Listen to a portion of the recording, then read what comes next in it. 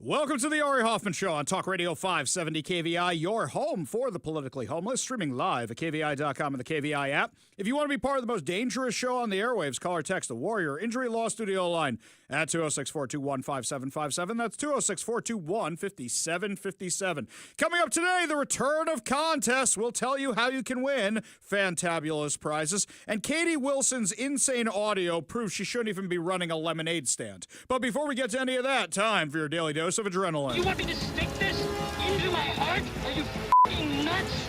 Everybody here knows there's an election tomorrow, right? I mean, I know the KVI audience knows there's an election tomorrow. But so many people are so busy fighting over stupidity that it seems like they have forgotten there's an election tomorrow.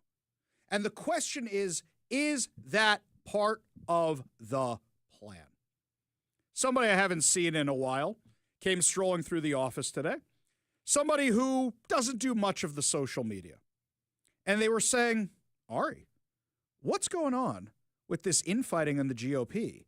And why are some people supporting being anti-Semitic? This person, if they know about this internal civil war in the GOP, and they're clued into GOP stuff, but this has been mostly online, that means this isn't online anymore. Which means that whoever hatched this idea is being successful. Because instead of discussing the fact that we are about to be taken over by the Democratic Socialists of America, coast to coast, in some of our country's biggest and greatest cities, we are talking about the GOP civil war. And what's fascinating to me is the left isn't talking about it, because when your enemy is making mistakes, don't interrupt them. That's what's happening right now. And it saddens me because we're going to lose elections. We're going to lose elections tomorrow. We're going to lose elections in the future as long as this nonsense continues. You know what it reminds me of? It reminds me of Washington's gubernatorial race. It's that all over again.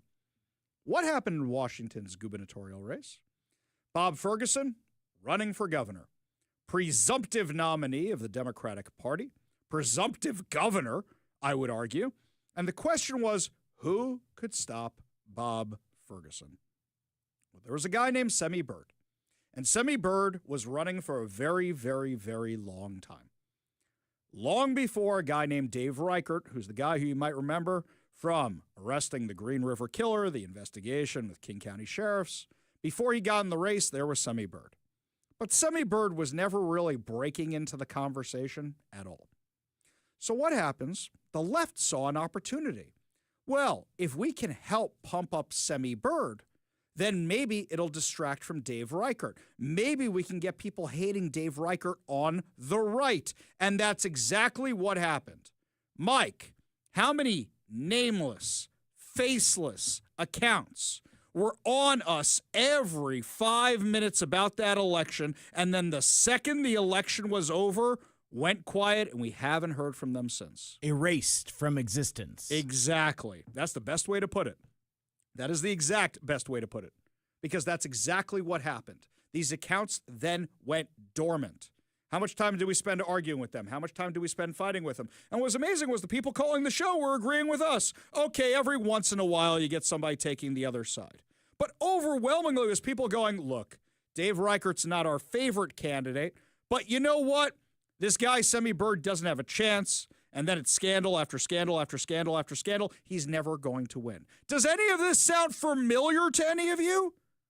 Let's go back in time for a minute here. There was this guy named Ari Hoffman who was running for Seattle City Council against a Democratic socialist named Tammy Morales.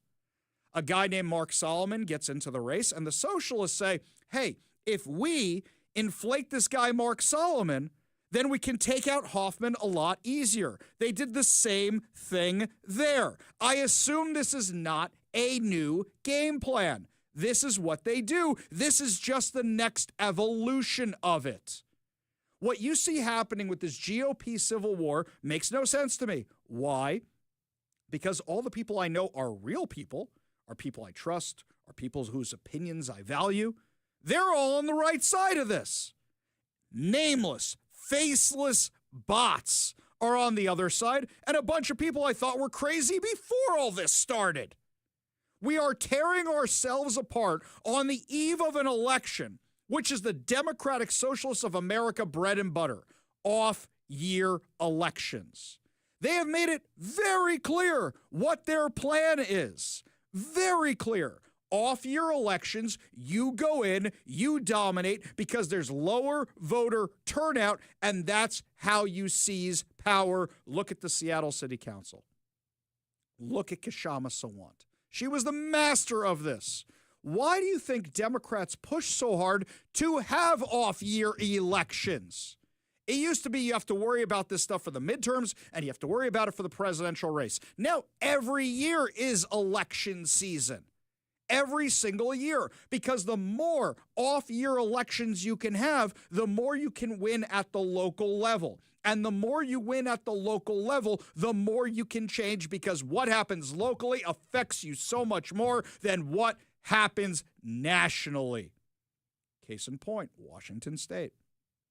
Great. Is it good that the Trump administration is sealing the border all over the country and exporting illegal aliens and deporting them from the country and arresting the criminals? Absolutely. How much of that is being felt here? Well, I wouldn't know because of sanctuary state policies, sanctuary county policies, sanctuary city policies, we're still having the same problems. Is ICE doing their job? Yes, but it's harder for them to do their job here with the lack of help from law enforcement, which we have discussed ad nauseum here.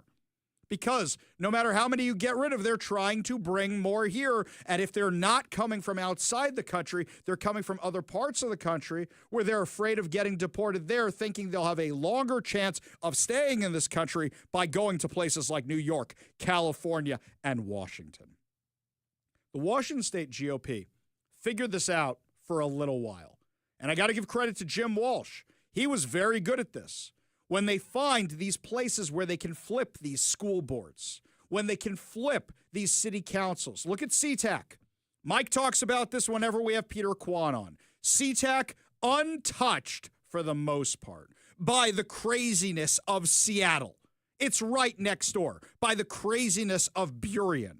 Burien had to fix itself, and it didn't do so without some moderate Democrats going, this is too far for us. They were all in on the communist Marxist Kshama Sawant train.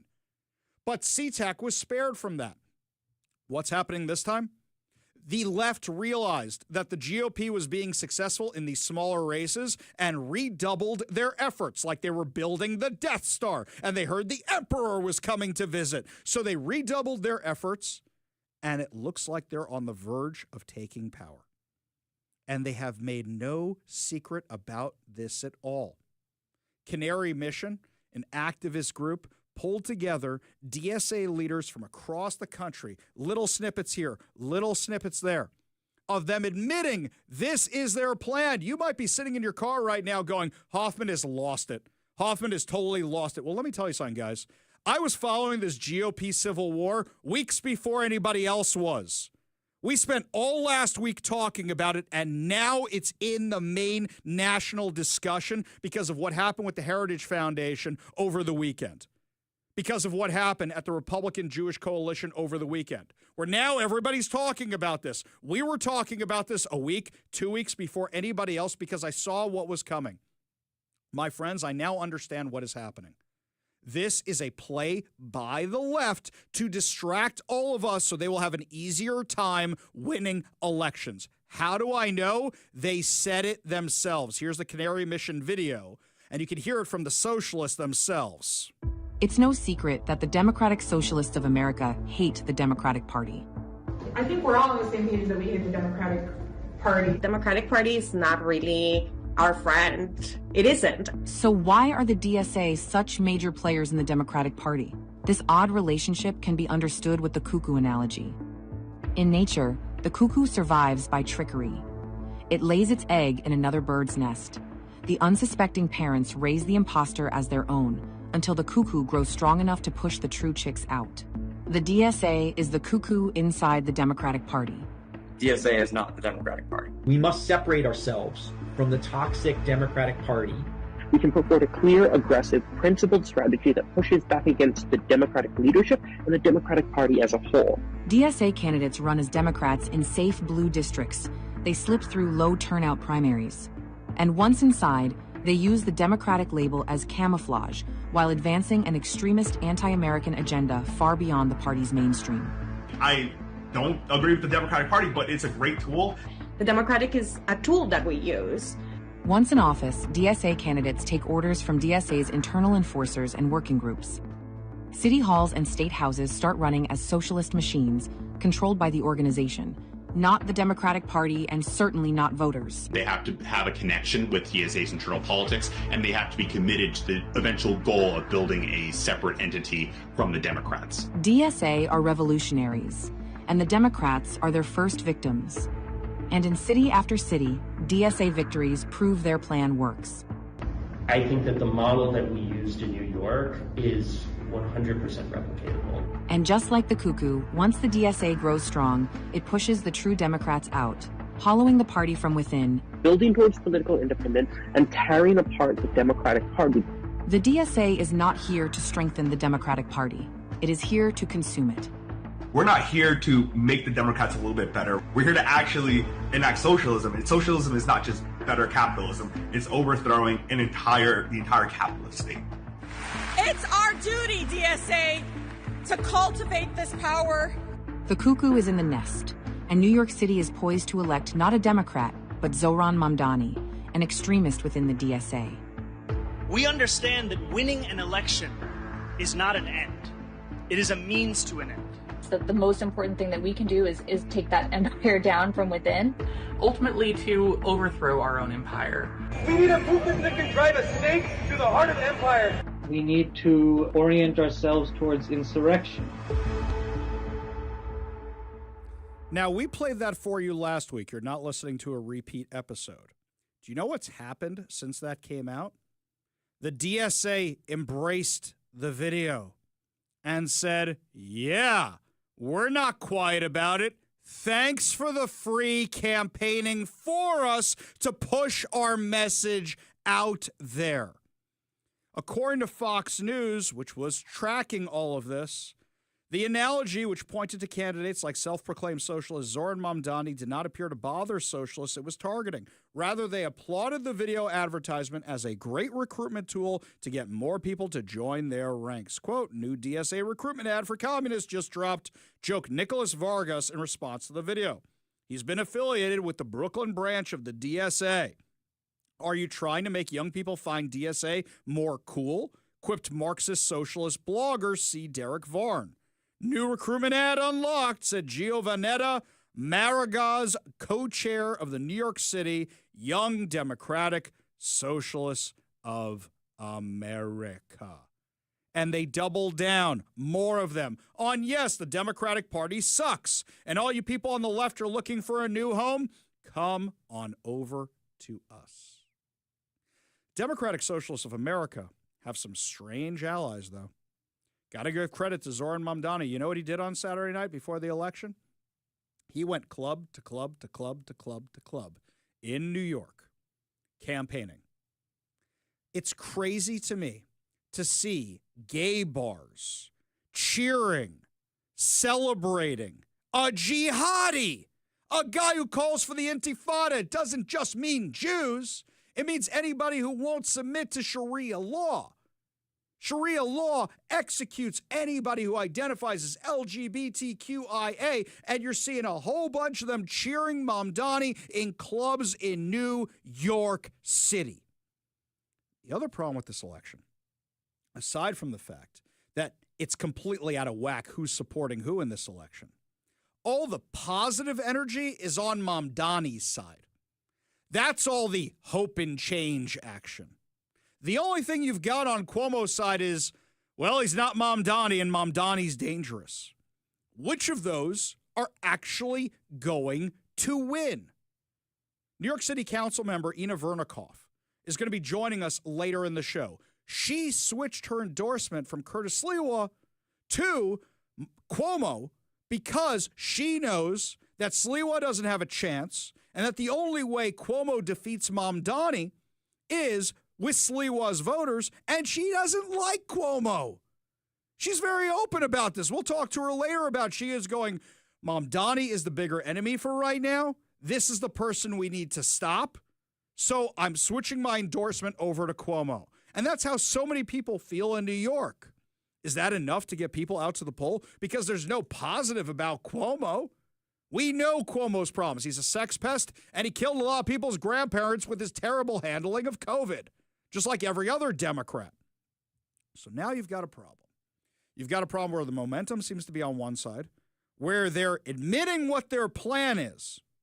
And they're not the only ones doing this little tactic of off-year elections. Linda Sarsour, full-on terror supporter who got ousted from the Women's March for being a rabid anti-Semite, is pushing for Zoran Mamdani. And you know who she's pushing on behalf of? The Council of American Islamic Relations. That's right. She's pushing on behalf of a group that is the unindicted co-conspirators in the largest terror financing trial in U.S. history, which was guilty of sending money to Hamas, to a terrorist organization.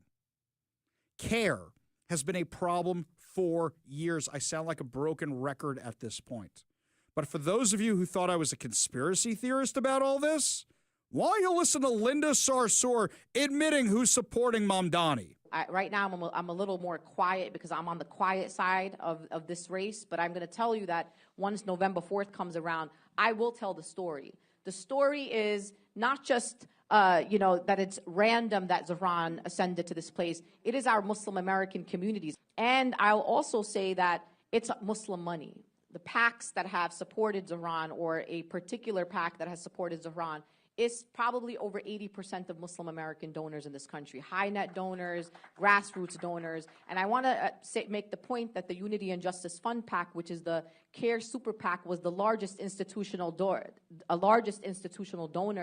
to the pro-Zoran PAC in New York. This isn't just the DSA, it's everybody affiliated with the DSA, which includes a terrorist adjacent, I would say, terrorist organization. Zoran Mamdani is the Trojan horse. And all this stuff you're seeing online, all this fighting, the head of the Heritage Foundation coming out and backing Tucker Carlson for supporting a white supremacist. All of that is part of the same thing. They're distracting us from there's an election tomorrow. So many people aren't talking about Zoran Mamdani, who normally would be talking about the dangers of the DSA, the dangers of CARE, the dangers of Zoran Mamdani, and using their platforms to do it. Instead, what are they doing? We're attacking each other. We saw how this played out in Washington State with the governor's race. What do you think is going to happen nationally? Just last week, we were starting to see traction nationally on mini Mamdani, Katie Wilson. We were starting to see it. Derailed by all of this. Nobody's paying attention to that anymore. And by election day, it's too late. You got the guy in Minneapolis. You got the guy here. You got the gal there. You got Democratic Socialists across the country. And unfortunately, all anybody's talking about is Mamdani and the fighting inside the GOP. That's all anybody's talking about. Rather than the fact that the Democratic Socialists of America, which want to destroy America, destroy capitalism, replace everything with socialism, have candidates that impose Sharia law, have candidates that support terrorist organization. That is not being talked about because instead everybody's talking about the GOP civil war. You think I'm wrong? You think I'm right? You think I'm crazy?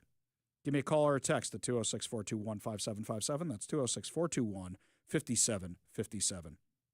When we come back, my friends, your calls, your texts, plus this audio that we have here of Katie Wilson proves she shouldn't be mayor of Seattle. She shouldn't even be running a lemonade stand. We'll tell you what she said when we come back. You're listening to the Ari Hoffman Show on Talk Radio 570 KVI.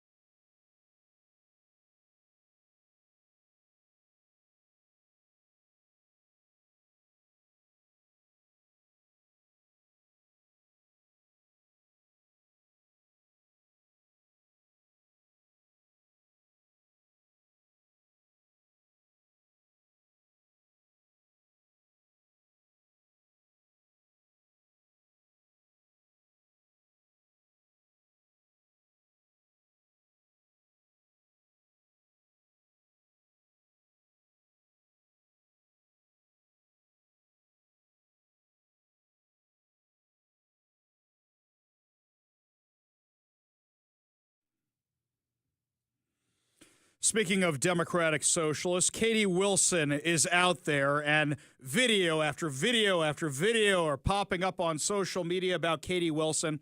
And some of these, they claim they're these independent podcasters. These things are the most completely non-staged discussions I've ever seen in my entire life. Are you kidding me with this? No. These are people trying to get her elected, and they're trying to help her seem more personable. However, she's very unlikable, she's very awkward, and she doesn't make any sense, and ends up proving why she should never be mayor of Seattle. She's having a discussion with some people in a park in Magnolia. I don't know Magnolia that well, so I'll give her benefit of the doubt that that is actually a park in Magnolia. And she's talking with two random, non-staged people at all about... They're asking her, which media sources should we trust in all... Okay, can we be real about this a second, Mike? People nowadays don't need you to tell them which media sources to... Oh, we just moved here. We don't know what media sources to trust. Are you kidding me with this? Tell me this doesn't sound like the most staged thing ever. So we just don't really know where to get our information from. That's like... that we can really hold on to. So I know I'm sure that's like hard for you, like getting your word out and stuff like that. So I just kind of want to know where we should go to just to know. No, totally. I mean, and you mean specifically about like the elections and the races kind of thing? Yeah, I mean, there's a lot, social media, like you say, it's kind of like, you gotta be careful, right? But, we have good local papers from, the Seattle Times, The Stranger, Cascade PBS, the South Seattle Emerald, Publicola, Real Change. Now I don't want to forget any because now that I'm listing them off, I'm like, oh God. That's true. There are a lot of local but we have a lot of local papers that are... Stop. Magically, all except for one of those papers that she listed endorsed Katie Wilson. Magically, all except for one of those outlets she listed, she worked for. Magically, all of those outlets love Katie Wilson's plan of funding independent media, local media. She's going to give us taxpayer money to fund local media. Yeah, completely not staged at all. Now, that wasn't the only thing. This conversation is a little bit longer. It's going to test your patience. But she said, once again, she's doubling down on the failed housing first model, which has been a proven failure. She claims the reason we have so many homeless people is because the costs of living are so high. Never mind who's driving up the cost. Never mind, that is not what's causing it. But that is what she is claiming. That is what she is saying. Give a listen to this absolute insanity she's rambling about. What's your biggest issue you're worried about in the city? If you could name one. Or five. Don't limit yourself to one. Is there anything that you think about, just like living here, where you're like, I wish this was better? I guess the thing for me, I'm from Minnesota. I've lived here for about just over 2 years. Right. And like the housing crisis and just like the homeless, that was like a shock for sure. Like, and still to this day, it's just something that I guess like hits home for me. So that's like something that definitely comes to mind right away for me. But again, like could list 1 to 5 to 10. So there's, like a bunch of different issues, and I'm sure it's hard to, tackle all of that at once. But yeah, that was the first one that came to mind for me, for sure. What do people, if you're talking to some, she's fairly new. So all she sees is like the optics side of it, maybe, and then like what you, maybe around your house or on your way to work or something. What is like what's the first thing you say to people about how that could be better? Yeah, I mean, I would say that, housing and homelessness is absolutely one of the top issues for most people right now. And I mean, I'll say just from a personal perspective, like I'm a renter. I live on Capitol Hill with my family in an apartment. And so just the way that rents have been going up and up and up. And if you want to like buy a home in the city, it's just, exactly. That's so funny. So that's just like a really common refrain. And of course, housing and homelessness are linked too, right? Like part of the reason why we have so many homeless people is that housing costs are so high. And that's really going to be like one of my top priorities. So hang on. I'll make sure I got this right. There's so much to unpack here. There's so much. Yes, I'm sure she moved from Minnesota. And you notice the guy who's doing the interviewing, he says, what are your, how would you address this, Katie, right? How do you solve this? Because there's the optics of all this. Right. Mike, last night I came down here. So me and my wife could go see Back to the Future in IMAX at the Pacific Science Center. Last week I said to you, how many people do you randomly almost hit when you're driving down here? Yesterday, I almost hit somebody on every block. It was zombie land down here yesterday. What is it? The weekend comes and all the zombies come out? That is not a housing affordability issue. That is a drug issue. That is a mental health issue. That is a substance abuse issue. And all things she's talking about, freezing the rent, are going to get developers not to invest here and drive up the costs, which has been happening for, I don't know, since they declared homelessness an emergency here, which was 16 years ago? And they said we're going to put an end to homelessness in 10 years. You've only made it exponentially worse. But now, my favorite part is where we find out that these people may not have been staged. These people, I think they were still staged. But the stupidity they have them say proves that her plan will never work. These people claim they were forced out of their home for low-income housing. What I say all the time. So you have the developers who are competing now with you to buy that single-family house, but also they're competing with the state and the government. So it's not me competing against you for a house. It's me competing against the state, competing against the county, competing against the city, and competing against the developers and you for a house. This was the biggest self-own ever.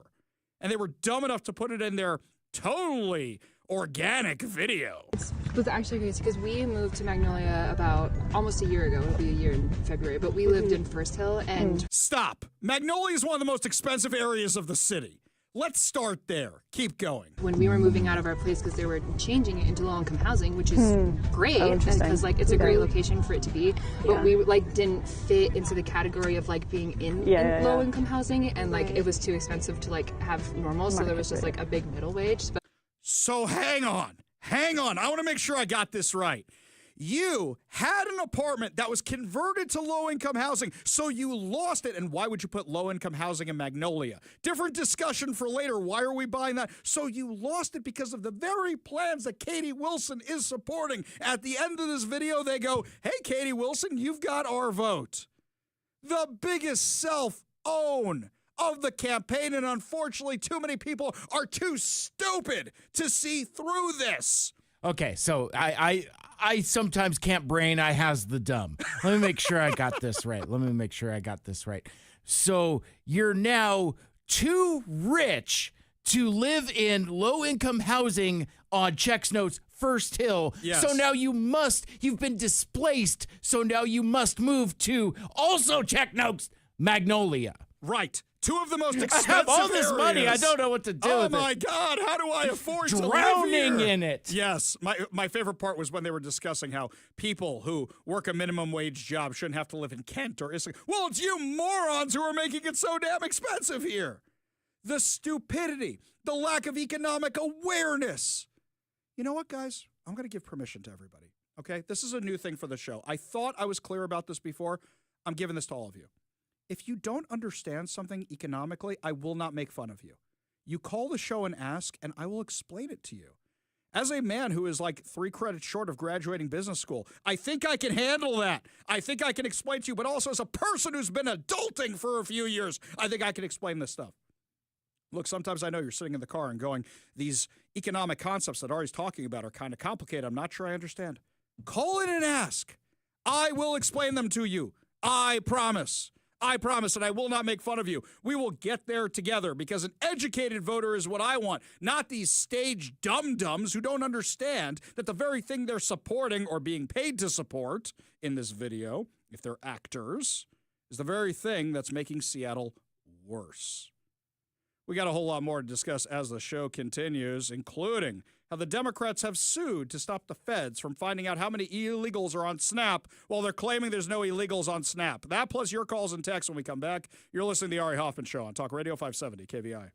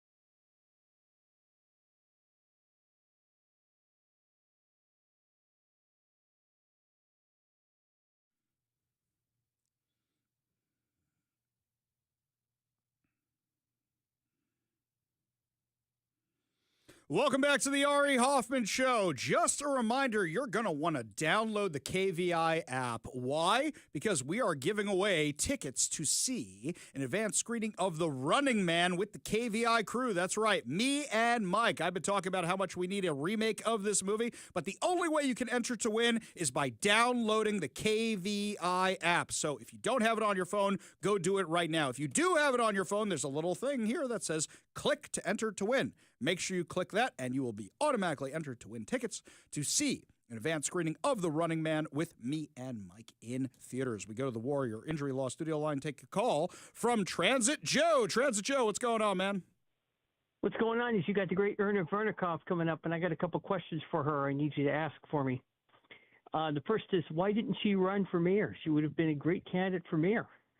and she's stood up to anti-Semitism, taken on hard crime, gotten a few bad projects thrown out. The list goes on.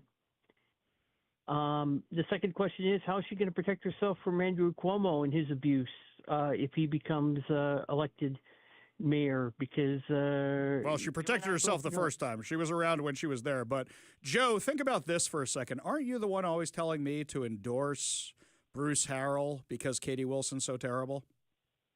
Yes, I am, and I don't know how I would vote because I think they're both awful people. Okay, so you're in that situation now. You understand. Now you understand the people in New York. Now tell me, somebody like Ina Vernikov, who's Jewish, by the way, whose family escaped communism, by the way. Which one do you think she's more worried about, Zoran Mamdani or Cuomo? Mamdani. Yes. So that's the issue, and that's what I was talking about in the opening segment, where the problem with Cuomo, aside from the other issues, which we all know, the problem with Cuomo is the fact that he only has the, well, thank God he's not Mamdani going for him. Nobody actually wants Cuomo. They just don't want Mamdani.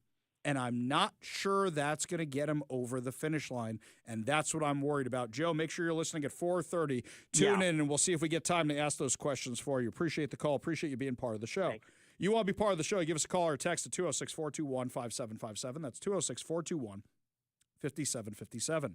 Bruce, over on the Warrior Injury Law text line, said, Ari, talking about care, I got an advertisement of that HARD organization's endorsements for tomorrow's election.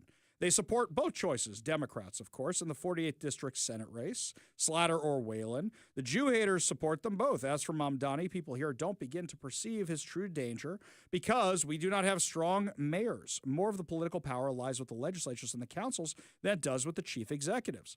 By the way, excellent point. We still have everything Kshama Sawant got passed.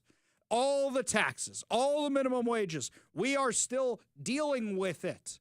And now we have to roll them back, but we don't have anybody actually rolling any of them back. There was a discussion on Bill Maher's show the other night where one of his guests said, hey, you know what? It's good to have a communist elected because every once in a while they will remind you how terrible things are and you can see it for yourself. Yeah, but can we experiment somewhere else? Venezuela, perhaps? Russia? Cuba, these places have not gotten better. So we don't need to experiment in Seattle or New York or Chicago or Los Angeles, and we are still suffering from the failed experiments of the past. For example, Secretary Rawlings, Secretary of Agriculture, she told every state to send them their SNAP data so they could make sure that illegal aliens weren't getting it. Well, 21 Democrat states said, no, we're not sending you the data. If they're not getting it, what do you have to hide? What do you have to hide? Day one of USDA, February 13th, is we sent letters to every governor in America being very clear that no illegal aliens can use SNAP. 0, 0, 0. We asked every state for the first time in history, and this was in February, to send us their data and let us, with Doge and a war room, actually start going through this data to better understand how this explosion of SNAP benefits happened under Joe Biden. We increased almost 40% on this program in just a couple of years under the Biden administration. Of course, we know they were trying to buy the election, but that's a conversation for another time. And since we have asked for that data, 29 states have complied. Of course, almost all the red states, a couple of couple blue states too. But in that data, and I haven't talked about this yet publicly, in that data we've studied about $100 billion in spend. We have found thousands and thousands of illegal use of the EBT card. We have been moving people off of SNAP. We've got almost 700,000 people, I think, we've moved off just since the president took office. We've arrested about 118 people. So this has been ongoing. But, Rachel, to your point, what this conversation has allowed is a national spotlight on a broken and corrupt program. We found one guy in 6 different states getting a benefit. We found about 5,000 people that are dead who are still getting benefits. Like, it is time to drastically reform this program so that we can make sure that those who are truly needy, truly vulnerable, are getting what they need, and the rest of the corruption goes away and we can serve the American taxpayer. Who could argue with that? Oh, right. Democrats are arguing with that. They're saying, oh, no, it's impossible. They can't be on it. It's illegal. Well, then turn over the data. you know what? Bureaucracies have bureaucracy. And sometimes you don't know what's going on because the bureaucracies have gotten so big. So fine, let the feds help you out in getting these people off it so you have the money for people who actually need it. How we have so many people on these programs is the problem. And this is how you solve things, by cutting waste, fraud, and abuse. But the Democrats don't want it because they want to keep people on the public dime, because if they are on the public teat, for lack of a better word, they are going to continue to vote for the people who continue to up those benefits. You say they're not voting? Yeah, we've done the motor voter laws before. Lots more to discuss. When we come back, my friends, J.D. Vance wades into the GOP Civil War. And for all of you who are saying I was wrong about J.D. Vance, yep, I'm right as always. I'll tell you what's going on when we come back and why we love J.D. Vance. You're listening to the Ari Hoffman Show on Talk Radio 570 KVI.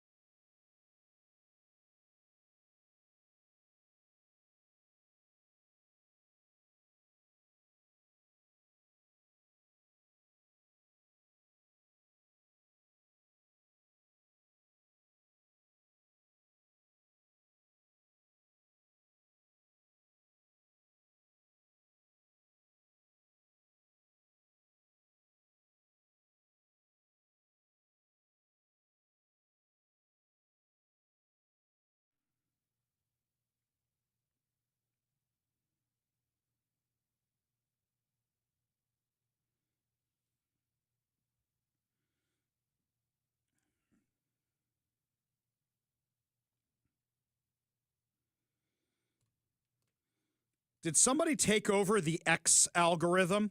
All I am seeing is stuff from the crazies like Mamdani. That is all I'm seeing, of people who support Mamdani. Now, I know all of you are going to say, Ari, go to the other tab and you'll see the stuff you want. Nope. I am still seeing all the leftist psycho crazy. I thought they all left and went to Blue Sky. Why am I not seeing stuff from people I follow?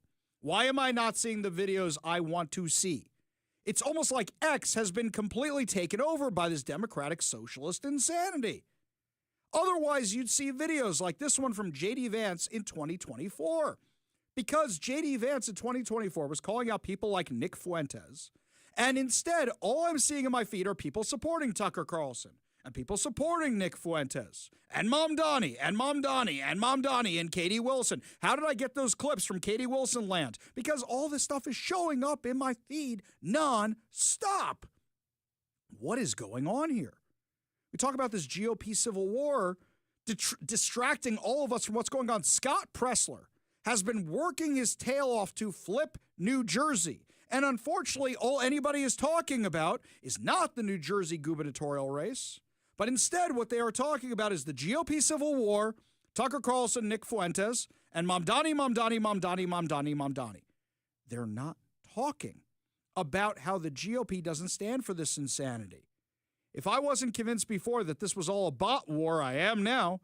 This is what Vice President J.D. Vance said to CBS back in 2024 when he was running for office about Nick Fuentes and the far right. In your own movement, that's what I want to ask about, because one of the supremacists who was saying things like this about your family. Yeah. Nick Fuentes, an avowed anti-Semite, sure, went after your wife. He had previously dined at Mar-a-Lago with Donald Trump. Does this have any room in your movement, in the MAGA movement? Of course it doesn't have any room in the MAGA movement, and of course... You disavow him and this. And of course Donald Trump has criticized this person. Look, I think the guy's a total loser. Certainly I disavow him, but if you ask me what I care more about, is it a person attacking me personally, or is it government policy that discriminates based on race? That's what I really worry about. He's saying all the things he's been saying this whole time, and yet we're not seeing any of them. What is going on social media that all we're seeing is the Mamdani stuff? It's not because I clicked it one time. By clicking all the other stuff, it should have gotten rid of that. Why is this stuff being forced into our social media feeds? The GOP civil war, the Tucker Carlson, Nick Fuentes stuff, the Mamdani stuff. I don't follow these people. And I switched over to the For You tab, guys, and I'm still seeing this junk. Is X just trying to make us fight so they get more interaction, so they get more engagement? Are they paying for more ads? Because I don't see any paid notes on any of this stuff. What is going on here? Because I think it's bots flooding the interwebs, specifically trying to divide everybody and distract from the fact that there are massive wins that the GOP could be having tomorrow. There are massive wins that common sense mainstream Democrats could be having tomorrow. And instead, all we're talking about is the GOP civil war. We go to the Warrior Injury Law Studio line, take a call from Ron in Tacoma. Ron, what's going on, man? Well, I'll tell you what's going on. Their X and Facebook are right back at the Nazi censorship, and I can tell you that because they've attacked my phone the entire weekend, preventing me from posting posts, preventing me from posting photographs. All weekend I've been fighting this. Well, I'll tell you something. Let's stay away from the N-word here because, you know, the comparisons there, I'm not going to go there yet. But I will tell you this. My Facebook engagement has been throttled again. And I'm looking at the numbers, and they don't line up with the engagement I normally get. It's like somebody turned off the spigot and said, no, we're not going to let this stuff be seen anymore. Right when it was on its way back up, it happened again. Something is going on where they are pushing this insanity. Appreciate the call, Ron. Appreciate you being part of the show. You want to be part of the show, you give us a call or a text at 206-421-5757. That's 206-421-5757. When we come back, my friends, it's been 10 years since the Housing First approach was enacted here in Washington, and nothing's gotten any better. But the Democrats want to double down on that going into this election season. We'll give you all details when we come back. You're listening to the Ari Hoffman Show on Talk Radio 570 KVI.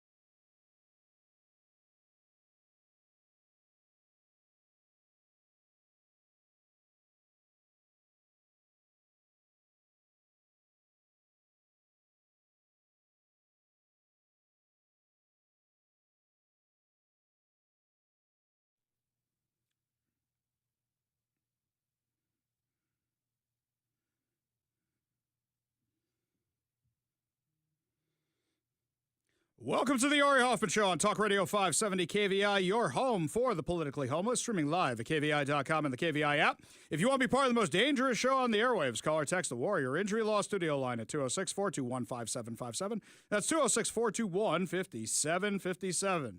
Coming up later this hour, the 2020 census shows Trump was right about everything, and a New York City council member will be joining us to update us on the state of the Mamdani win or lose for the DSA election. But before we get to any of that, we go to the Warrior Injury Law Studio line, take a call from Dennis in Tacoma. Dennis, what's going on?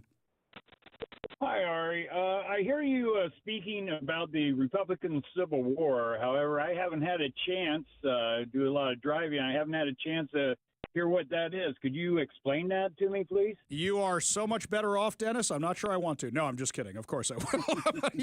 You are so much better off, and this is why you should be listening to my show 3 hours a day, every single day, so you never miss anything, and why you should download the app, of course, so that way you can take it with you. So here's basically the summary.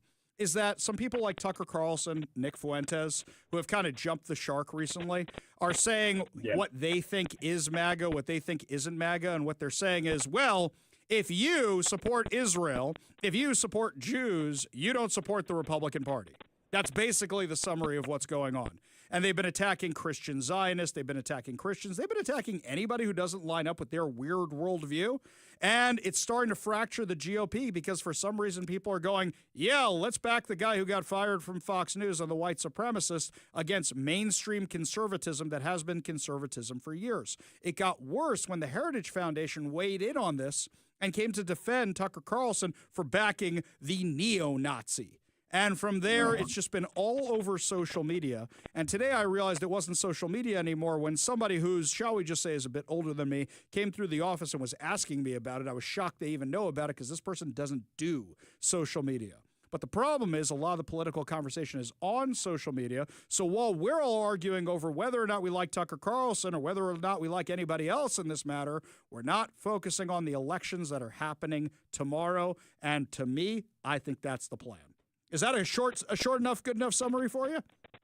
Yes. Well, I'm 70 years old, so I don't do social media enough either. So that's probably where I got out of the loop of the Dennis, you are so much better off, my man. You probably have time to spend with kids and grandkids. You probably have time to get your honeydew list done faster, some gardening probably, cleaning up the stuff before. You rake in them leaves, right? Probably have time for all that instead of social media. Oh, I wish, but I commute and I travel to Seattle from Tacoma every day, still working. So okay, well, make sure you download the KVI app if you got a smartphone. Why? Because then you can win tickets to come see the movie Running Man with me and Mike on November 10th, okay?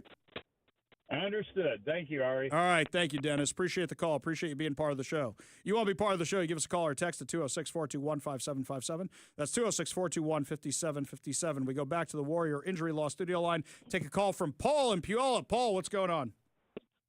Well, at least you gave my sanity back, Ari, because, you know. Why is that? I've liked the Fox News app, and it's not the Fox News app. I don't care what anybody says, because everything on that Fox News app on Instagram is showing Mamdani and Mamdani and Mamdani and Cheryl and Candace and Tucker, and I'm going, what the heck is over? So I've put that off and on, and it's still giving me the same download. And I know Fox is not putting it on. And if they are, I need to go, because I listen to the other ones too, Newsmax and a couple other ones. And it's like the only thing I see on Instagram is everything negative. People well, I'll tell you what.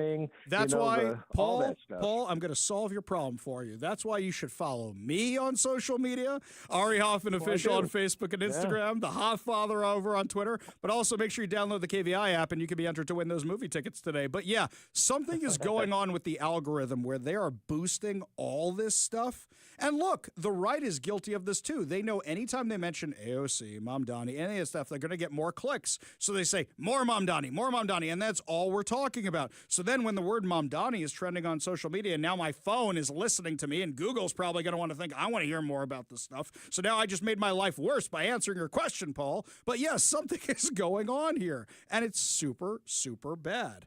Paul, appreciate the call. Appreciate you being part of the show. You want to be part of the show, you give us a call or a text at 206-421-5757. That's 206-421-5757. Bruce, who messaged me earlier about getting the CARE endorsements in the mail. I am looking at the CARE endorsements that he just sent me, that he got in the mail.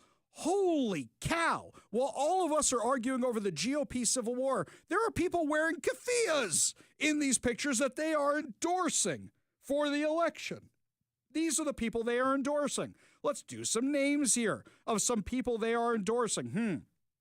Let's see. Magically, it's everybody on the Democratic Socialists of America ticket. Shock, shock. Oh, let's see who we got here. Katie Wilson, Emily Alvarado, Jamie Fackler, Zev Cook, Alexis Mercedes Rink, Carmen Rivera. Yeah, of course. They're endorsing all the far left psychopaths. And while we're all arguing over who's right or wrong, Tucker Carlson or Ben Shapiro, whoever it is, they're busy trying to win elections. And we got distracted by the shiny object. What we shouldn't be distracted about are the same policies these people are pushing, are the same ones that got us in this problem in the first place. Change Washington has a great article right now. Friends of the show, sponsors of the show, have a great article out right now about how we just marked the 10-year anniversary of the city of Seattle and King County declaring a homelessness emergency. And here's what they write. On November 2nd, 2015, King County Executive Dow Constantine and Seattle Mayor Ed Murray. Yeah. In hindsight, really the people you want to be listening to on anything, right? Stood before the local media to declare an emergency over the region's homelessness crisis. Two career politicians called for all levels of government, the business community, and nonprofits to join their efforts to stop the increasing number of encampments that were appearing in public spaces, mostly in Seattle. Constantine and Murray, along with dozen like-minded politicians standing behind them, pledged full support to a regional 4-year plan named All Home that they said would eliminate homelessness by the end of the decade. Hang on. It's been exactly 10 years. Is homelessness gone, or is it infinitely worse? Like all housing first-style homelessness policies, it depended on a massive public investment in housing projects and increasing the number of services available to those living on the streets, under bridges, and in parks. All levels of government passed new taxes for more social services and created the King County Regional Homelessness Authority bureaucracy. We know how that turned out, too, don't we? The region's progressive leaders were out to show that a bigger government could solve a serious issue. They promised that the 10,047 people who are homeless in the county would soon be living in public housing while receiving the medical and mental help they needed. Well-funded government programs would eliminate struggling individuals' misfortunes, and shortly they would be active and productive members of our community. This weekend, according to Change Washington, marks the 10-year anniversary of the emergency proclamation, and thus it seems appropriate to review how the Democrats' bigger government policies have done in meeting their stated goals. Simply stated, for nearly everyone, especially those suffering on the streets, the region's homelessness response has been a colossal failure. Yet has been a success for a small group of Democrat Party bosses and politicians, a few unscrupulous nonprofit leaders, and thousands of government bureaucrats, for it has provided them with a financial windfall. Here are some important facts about the current homelessness strategy. Homelessness in King County has risen 68% from 10,047 in 2015 to 16,858. The homeless population has grown every year since the emergency declaration. Do you think maybe you're feeding the problem? Let's Go Washington had a great, Future 42 had a great cartoon out the other day. It's a fire showing all these crises, and the fireman goes, let me solve it with progressive policies. And it turns out he's actually spraying it with gasoline, which are the progressive policies. Seattle King County has become a magnet for attracting America's homeless. A recent Discovery Institute survey found that only 19.8% of those experiencing homelessness in King County attended high school here. They are attracted to the region due to the 5,000 services provided to them, lax laws regarding drug use, and encampments. Let's not forget Bruce Harrell even supported these numbers with Seattle's numbers, saying that over 70% of the people who are here who are homeless are not from Seattle. That's the conservative figure. The Discovery Institute has it at 80%. But let's go with Bruce's numbers now, just for the sake of argument. Led by King County, Washington State has the highest number of chronically homeless people in the country. That's not the county, the country. Both King County's All Home Project and King County Regional Homeless Authority's Partnership for Zero to eliminate homelessness downtown were expensive, failed projects that wasted resources and failed to remove homeless individuals from the street. I can attest to this by driving downtown last night and almost hitting a bunch of them with my car because they were wandering in the middle of the street. Yeah. The King County Regional Homeless Authority was created in 2019, has been embroiled in numerous controversies, and is responsible for many policy failures. Its first CEO, Mark Dones, was fired because he was costing a ton of money and accomplishing absolutely nothing. King County Regional Homeless Authority's dysfunctional reputation is so severe that after a national search, only one person, a career bureaucrat, was willing to even interview for the CEO position. In 2015, King County said that it spent $36 million on the homeless issue. In late 2024, County Executive Constantine refused to even estimate how much he annually authorized to be spent on the issue. King County's Housing for Health program spent nearly $500 million to buy and refurbish approximately 1,600 hotel units in 15 former hotels across the county to warehouse homeless individuals. A majority of those residents in low barrier facilities suffer from active drug addiction and untreated mental illness. So you put all these people unsupervised in hotel rooms with 3 hots and a cot every single night, and what did you get? Crime where those hotels are. So much so a lot of them had to be shut down, and a bunch of them had to be dealt with drug remediation, meth remediation, fentanyl remediation from the properties because the properties were so contaminated with drugs afterwards. According to Change Washington, poor management and lack of accountability have resulted in an environment where an audit revealed that a massive fraud has likely taken place with the distribution of $1.8 billion in annual grants from King County Department of Community and Home and Human Services. A Discovery Institute study found that the King County Regional Homeless Authority paid 17 organizations more than $1 million to provide emergency housing. Only 5 submitted reports about what they did with the money. A new report from the Capital Research Group details how violent extremist groups like Antifa have infiltrated local homeless organizations and become recipients of taxpayer money that is meant to help those that are homeless. Nice job, everybody. Really, just well done. Well done. Our friend Brandy Cruz revealed last week how some nonprofits were denying housing funds to legitimate low-income or minority recipients. Instead, the funds were given to friends and relatives. So after 10 years and billions of dollars, what has been accomplished? Nothing. The problem has only gotten worse. And now, just watch. In the upcoming legislative session, Democrats are going to claim, we need more money. If you just give us more money, we'll fix all this. Just give us more money. You want proof that doesn't work? Washington State said it wanted to improve its academic standards. So it poured in a ton of cash. We used to be one of the top public school areas in the country. Now, we are one of the lowest. Places like Mississippi that didn't spend any money on it have passed us, not just because we suck so bad, but because they found ways to do it without spending any money. If money was the solution, things would have gone better by now. They've poured billions of dollars into this program. So let's start with mismanagement. Of course, that's part of it. When you fund in all that money and now somehow Antifa is getting your homeless money, you have a serious mismanagement problem. We have covered scandal after scandal after scandal of the Regional Homeless Authority where they're paying people 6 figures. Sometimes they're paying them 6 figures from multiple agencies, which means they're getting 7 figures a year to deal with homelessness. And what's their incentive to ever end it? If they end homelessness, then the gravy train is over for their salaries. Then their organizations don't continue to get money because then people will say, well, there's less homeless people, so let's cut back your funding. They have incentivized it to get worse and worse and worse, and that is exactly what has happened. When you have a 68% increase in something you said you were going to eradicate by the end of the decade, you have failed. If JFK said, we go to the moon and we plan on doing it by the end of the decade, I want to set a man on the moon by the end of the decade, and you didn't do it, then guess what? You would have failed. We did it a lot after that. But here, what do they say? We want to eradicate homelessness by 2025. Hang on. Somebody got a calendar around? I mean, this thing's getting old and expired pretty soon. But yes, we're at the end of 2025, and things have only gotten worse. Infinitely worse. Who are the people in charge of that? Bruce Harrell. A lot of the people on the Seattle City Council. That's not an endorsement of Katie Wilson because the very policies she's pushing are not that different from Bruce Harrell's. She wants to double down on the failed housing first model, which means things around here are only going to get worse.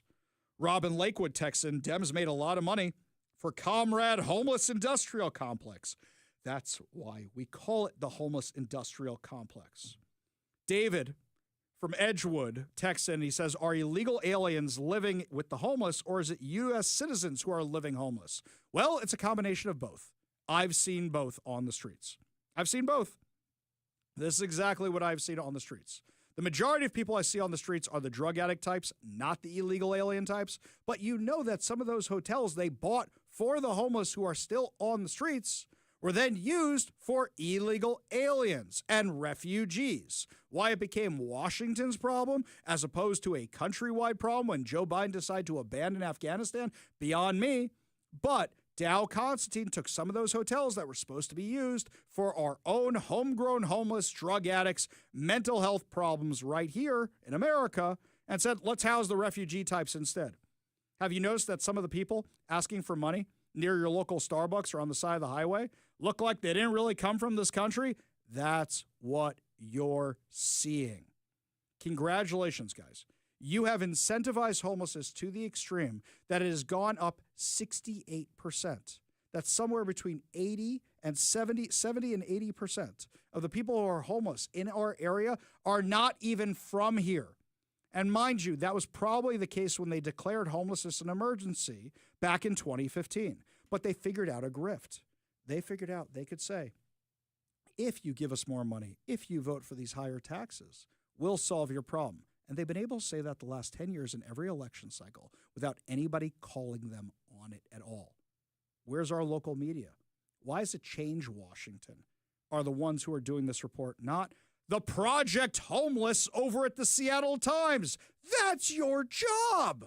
That's what you have a grant for. This would have been a great article to see in the Seattle Times. Instead, we have puff pieces about how there's no difference between Wilson and Bruce Harrell, and how they endorse Bruce Harrell, but Katie Wilson's pretty good too. That's what you're getting out of our local media. Any of the TV stations doing this? Any of them doing the investigation? Hey, it's been 10 years since this. Anybody doing it? They probably will now that Change Washington did all the work for them and put it into one article. Our media is non-existent because otherwise they would have noticed this and they would have been doing the reporting and I would have been quoting them as opposed to Change Washington. But we don't have a media here. Instead, it's just, well, election's coming up and, I guess we're just going to end up with more of the same. This is one of the reasons why nobody trusts local media. This is one of the reasons why our show is growing. Not that I'm complaining about that. But what I am complaining about is so many people are still watching those mainstream news outlets, expecting they're getting the news, and all they hear about is, everything's peaches and cream, except there was a shooting the other day. And nobody puts the dots together for you of what's causing it. We had a candidate who called me to talk about the issues of the campaign, came doorbelling at my door. And I've since asked him to come on the show. Nothing, nada, zip. Want to have an off-record conversation, which is why I'm not saying this person's name. But I will say the following, is that when they were talking about gun violence being their big issue, and I said, great, so are you going to deal with the gang violence? Are you going to deal with the drugs that the gangs are selling? Are you going to deal with the human trafficking that the gangs are doing? Are you going to deal with the illegal guns that the gangs are running? Because if so, then you want ICE. Then you want the FBI. Then you want the feds here. And the conversation got very, very awkward all of a sudden because they don't want to admit it's not the gun that's shooting itself. It's the gang problem we have here. And all this is tied to the homeless industrial complex. All this is all tied together, and the average voter doesn't see that. The average voter isn't paying attention.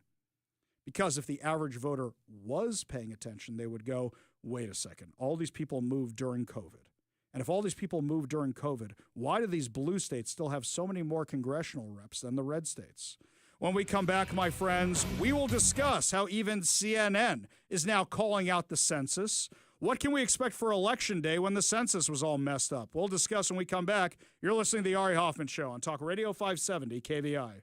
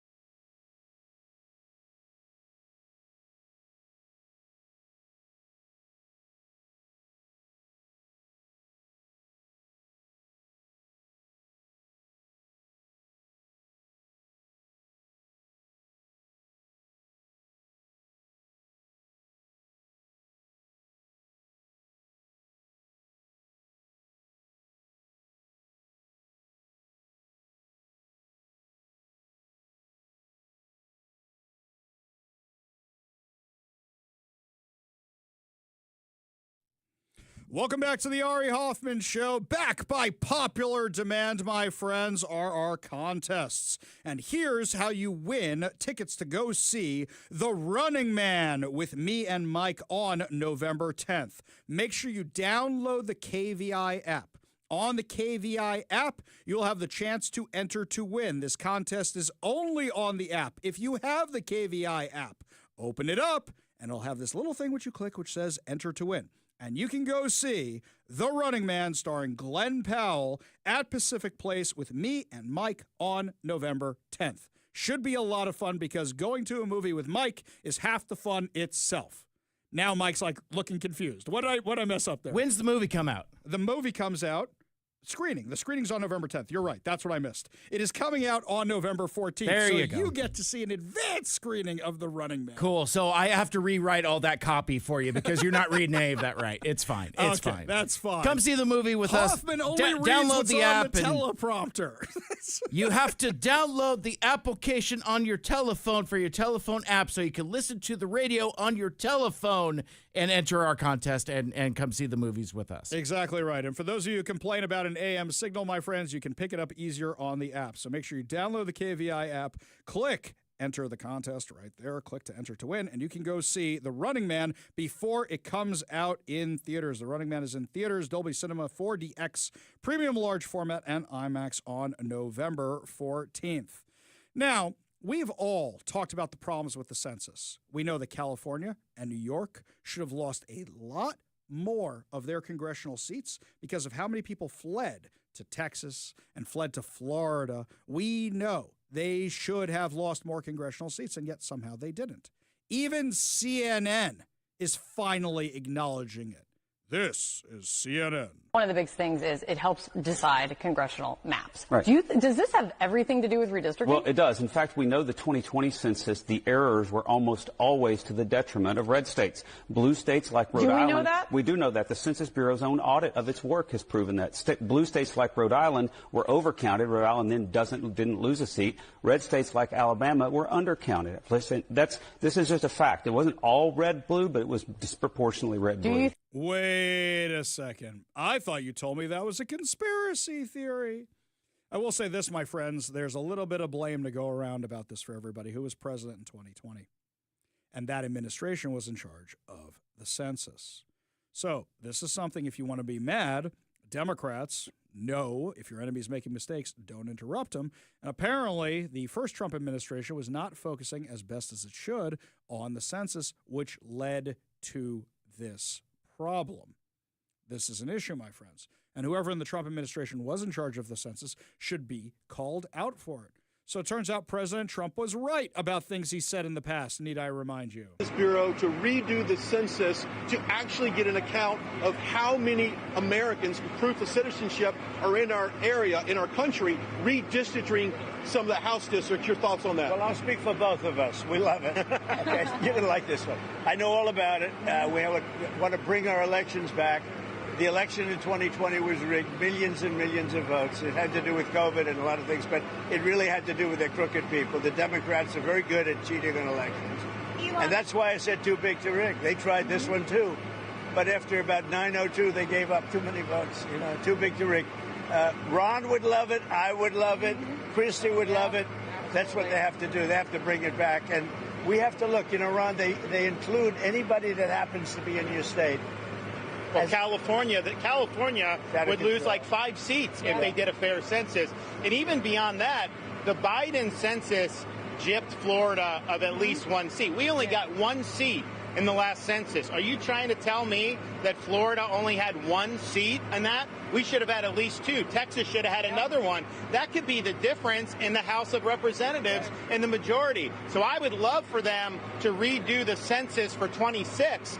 My legislature will redistrict those lines. We'll get it to where it's fair. But as it's right now, this country is not fairly apportioned. I've got so many more millions of people in Florida that have... Exactly. Now, we have a new problem. When you redo it now, the Trump administration is working on getting rid of all the illegals, but they ain't gone yet. So, are they going to be counted? Well, it depends on who's running the census. So the census is done once every 10 years, which means who's going to be doing the census next time. So, the last one was done in 2020. That means the next one's going to be done in 2030. That means whoever wins the election in 2028 is going to be in charge of doing the census. Do you now understand that elections have consequences? Oh, here's another one, fun one for you.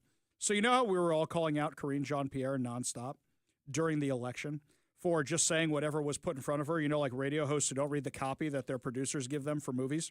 So Karine Jean-Pierre Karine Jean-Pierre was asked by the House Oversight Committee about who actually came up with these terms, cheap fake, deep fake, all this. Did you even know what you were talking about? Give a listen to this collection of her answers. When you use the term cheap fakes, was that choice of words in the moment, or was that something that had been prepared ahead of time as a talking point? It was prepared. Did you or did anyone ever verify if the videos you were talking about were, in fact, cheap fakes? I believe so. What is a cheap fake? I really don't know. It was something that we did not coin. It was something that the media coined. They did the work. They did the legwork on coming up with that terminology, and so we were just elevating essentially what the media was saying. Hang on. So you're admitting that you guys didn't think they were fake, but since the media was saying it, we'll lie and just feed into that and call it that. So you basically admit that you were cribbing all your notes off Twitter? Off Facebook? From leftists? You guys even weren't even doing your own homework. You're admitting to cheating on your homework? Unbelievable. Yet so much not. Press was saying. But do you know what it is? I mean, it basically is laid out with how you defined it with what President Biden was actually doing, and it took away from what he was actually doing or created an illusion of something that just did not exist. Were all clips circulated on social media or otherwise showing President Biden being confused or freezing at times, were those all fakes? I can't speak to everything that was on social media. Sure, but there were instances where videos were circulated of President Biden appearing confused or freezing for a moment that were real, correct? Not that I recall. What we were trying to lift up was something that was very, very clear that what they were showing was not actually what was happening. Are you kidding me with this? You just admitted you were lying before. Why should anybody trust you now? Lots more to discuss as the show continues, my friends. We switch the focus over to New York. Ina Vernikov, council member from New York, will be joining us to weigh in on the Mamdani race. Are the polls tightening? What's actually happening at the polls? What's happening with the lines? We'll find out that, plus so much more when we come back. You're listening to the Ari Hoffman Show on Talk Radio 570 KVI.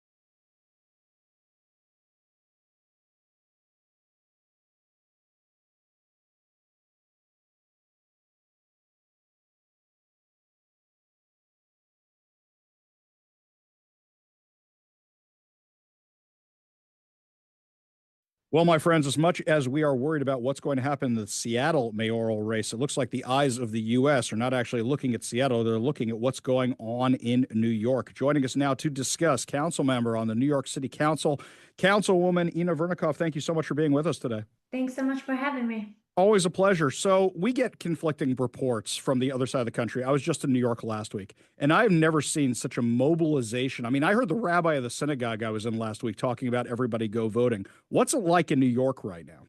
Yeah, I mean, we have never seen turnout like we're seeing now. I can speak for my district. The poll sites in my district during early voting were extremely packed, people standing in lines for hours to vote. Yesterday, I was at one of our busiest poll sites, and the line was out the door. People told us they stood in for hours in the line. And the supervisors told us that that this is larger than presidential election. So the turnout's been massive, really massive, unlike anything we've seen before. Do you think it's part of the problem is that the candidates are who the candidates are, whereas there's not really that many people for the Republicans to get excited about? There's not really that many people for the moderates to get excited about, but what they are getting worried about is Mamdani. And they're saying, we got to do anything to stop this guy. We don't care who we put in office aside from him. Yeah, I think there's a mix. I think there's a lot of excitement from the Mamdani voters. And then I think there's a lot of fear from the anti-Mamdani vote. And I think that's moderate Democrats, independents, Republicans. So it's fear and excitement. And I am hoping that the fear vote is going to take over here, because I don't think there's much excitement for Cuomo here. I think he's got a lot of unfavorables, but because Mamdani's on the ticket, the fear of Mamdani administration, I think it scares the living hell out of people. And so they're coming out to vote in droves against Mamdani. At the same time, there's all this excitement to come out to vote for Mamdani. We saw very long lines in North Brooklyn, which is part of the commie, we call it the commie corridor. So that's all Mamdani voters. When you look at the demographics of who's voting, it's the younger voters that are definitely mostly going for Mamdani. On the other hand, I know, for example, in the Upper East Side, it's Cuomo country. And because there's a lot of Jewish New Yorkers in the Upper East Side, the younger voters are voting for Mamdani. So it's a big mess. Yeah, I think that's a great way to put it. Now, we know that the Jewish community is turning out in droves to vote against Mamdani, including parts of that community that never show up to voting. And now they're telling people, get buses, do whatever it takes to go vote. You're seeing a lot of rabbis step up, and they don't normally do this kind of stuff. What other communities are stepping up because they're so worried about Mamdani getting elected that don't traditionally show up to the polls? I mean, what we're seeing here, I represent a large Jewish district, probably the largest Jewish district in New York City. So like you said, we're seeing a lot of Jews, Orthodox, secular Jews. Everybody's really petrified. Also, Jews from the former Soviet Union.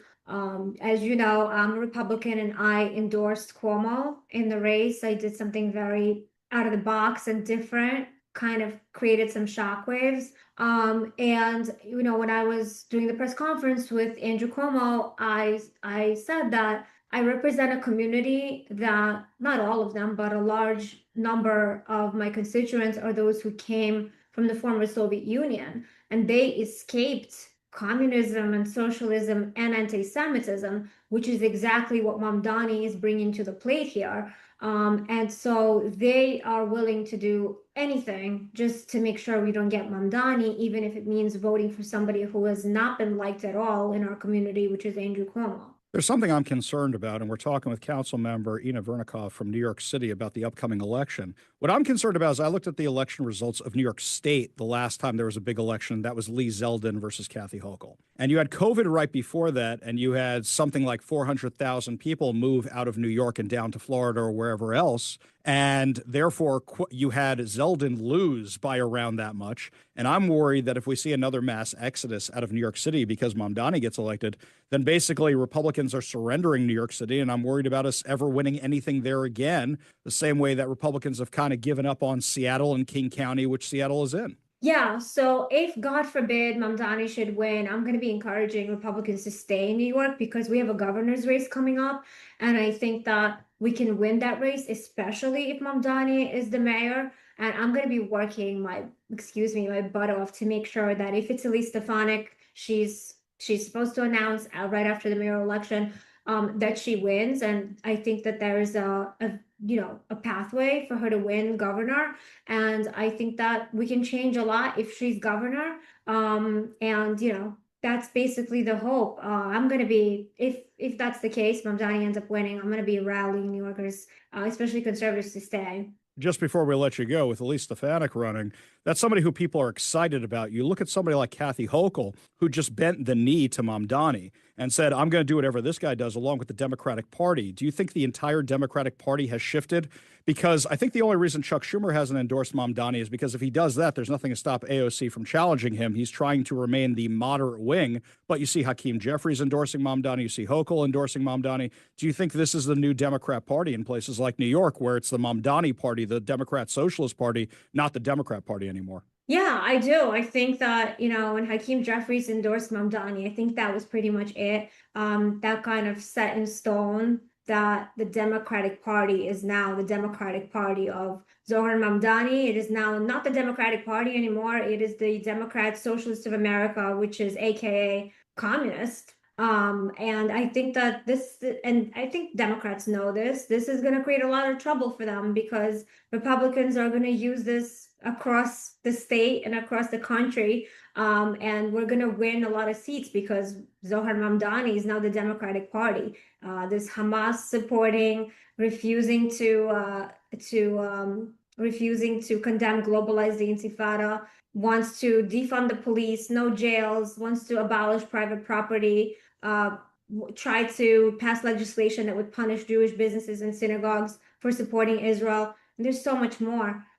So I think that this is a win, in a way, a win for Republicans. Councilwoman Ina Vernikov, thank you so much for joining us today. Thank you so much for your insight into what's going on in New York. And thank you so much for fighting for traditional American, Republican, conservative values, even in a place like New York. We know what that fight's like here in Seattle. Really appreciate you doing that on behalf of all of us. Thank you so much for having me. Always a pleasure. We got a whole lot more to discuss as the show continues. You're listening to the Ari Hoffman Show on Talk Radio 570 KVI.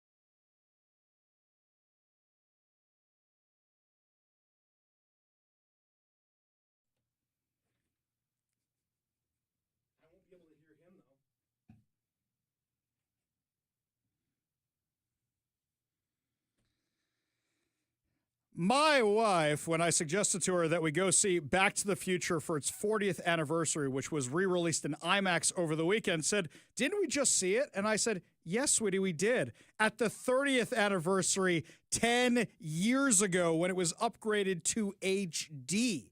Well, I wasn't the only one who went to see it. Mr. KVI himself, Kevin, also went to see it this weekend. Kevin, I looked at it and I thought it looked really much better than the HD version they did a couple of years ago. Would you agree? Yeah, I mean, I think, was that when we went and saw it during the pandemic? Oh, that's even funnier. Okay, let me back up a second.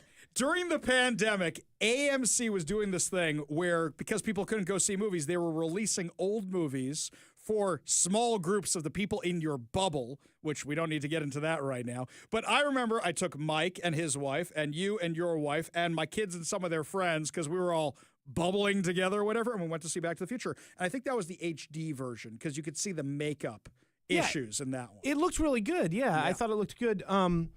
So that was the last time I saw it in the theater. Sure. And I don't know, obviously I'm not in film into it. Like, I don't know if that's a 35 millimeter print or you're watching a digital file or whatever it is anymore. I don't know.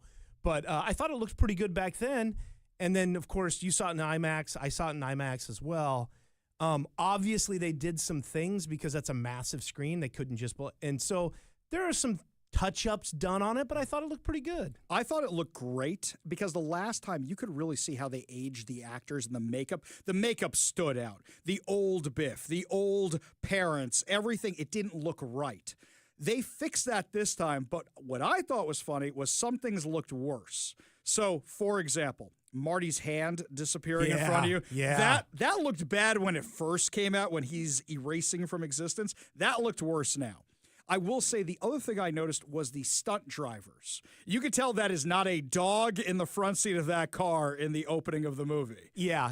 And even Biff, when he's driving the car going after Marty or whatever, when he runs into the manure, I'm like, that's not that accurate. That's not Tom F. Wilson in that thing. Yeah. It's not him.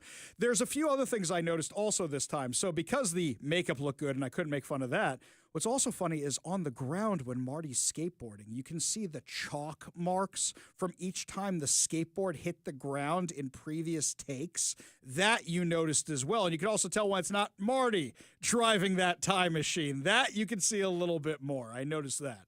There's one thing I did notice that was kind of funny, which was actually to the credit of Crispin Glover. Yes, the actor who played George McFly. You know the scene when Marty McFly is playing Johnny Be Good? And he does all the Van Halen and the Who moves and all that at the end, right? And they're all looking at him oddly because why would you do something like that? George McFly is standing there with an idiot grin on his face in the back, which I thought was hysterical. That's even funnier when you notice that. Yeah, I didn't notice that. Oh, okay. I noticed that.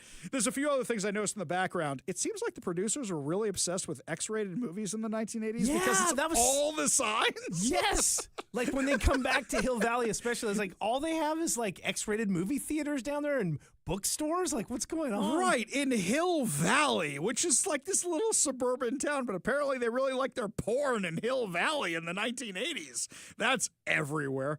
Though I will say, Kevin, I thought the movie really holds up. Yeah, it does. It really does. And even my younger brother I went with, he didn't see it in the theater because he was too young when it first came out. And so that's why he wanted to go see it. He was like, never saw it in the theater before. And every time I get done with that movie, it's like it holds up. It just runs at a good clip. It's fun, and it holds up. It does. Also, Mike pointed this out last time when we all went to see it together. My daughter, that was her first time seeing it when we all went to see that. And she was laughing at all the laugh spots, and she was reacting at cheering at all the cheer spots. Well, Mike, this is going to be kind of funny for you. We're in the theater, and we see some people brought their kids. And clearly it's the first time these kids have seen the movie. And my favorite part is the stuff between Marty and his mom in the car.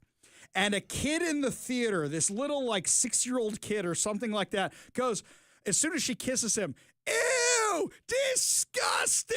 The whole theater starts cracking up. Was there something like that? Yeah, there was a theater? kid who was probably like 10 or 12, a few rows down from us, and that whole scene was like, really got interactions from that group. It was really funny.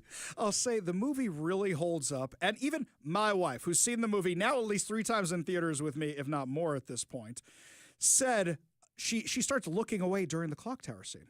And I said, what are you doing, babe? And she's like, it makes me all nervous. I don't know. I'm like, you know what happens. He's going to get back. She goes, I don't know. The musical, he didn't get back. That time machine broke down. Marty didn't make it back to the future in that musical. But yes, it still grips you, the music, the everything. Final thoughts, Ken. I always forget at that end, too, when he's ramping up and trying to hit that with the lightning and all that stuff. And he's that's like that. It's like that never-ending runway at the end of that Fast and Furious. It just keeps going. It does. It does. Actually, I want to do a little experiment. I want to do the beginning of the movie where he says he sent Einstein 1 minute back. Yeah. That's a lot more than 1 minute. They're talking there, those two of them. Yeah. But anyway, Back to the Future in IMAX was great. And if you're worried because you missed out on seeing Back to the Future in IMAX, it is being released for home viewing with this upgraded format. So if you missed out on the screenings this weekend, it is being released for purchase for the stuff at your house. Number 6 at the box office this weekend.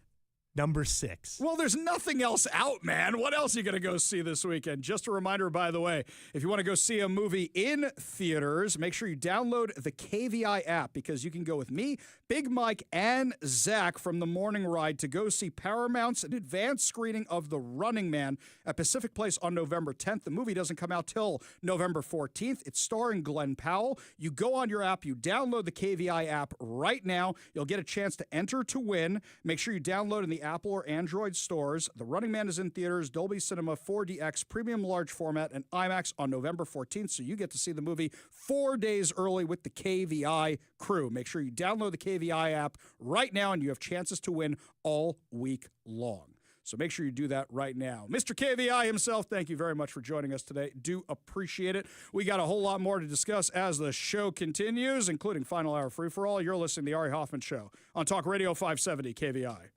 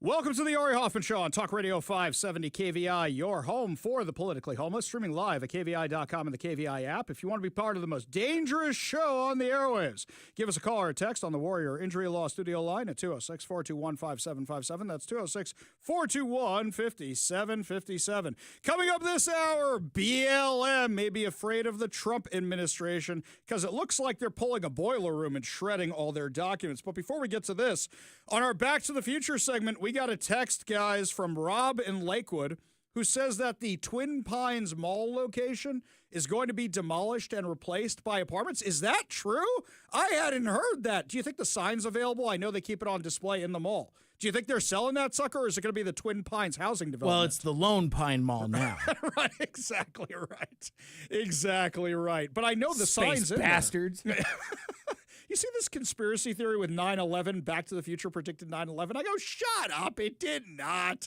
It's like, oh, there were two, and then there's one. Oh, like, that's a reach, guys, because now there's none. So don't give me that nonsense. That's No crazy. Pine Mall. Oh, no.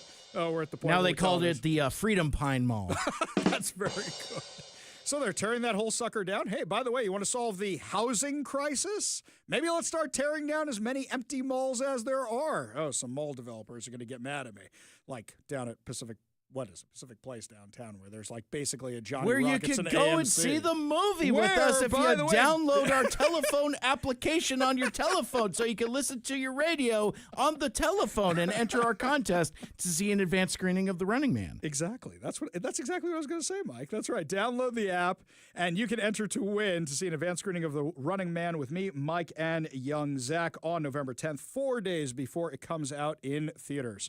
And I'm one of those people who have been saying, hey, let's remake The Running Man. So let's see what they did with this thing, or will I regret my words? Anyway, Rob, thanks for that little piece of trivia. Do appreciate it.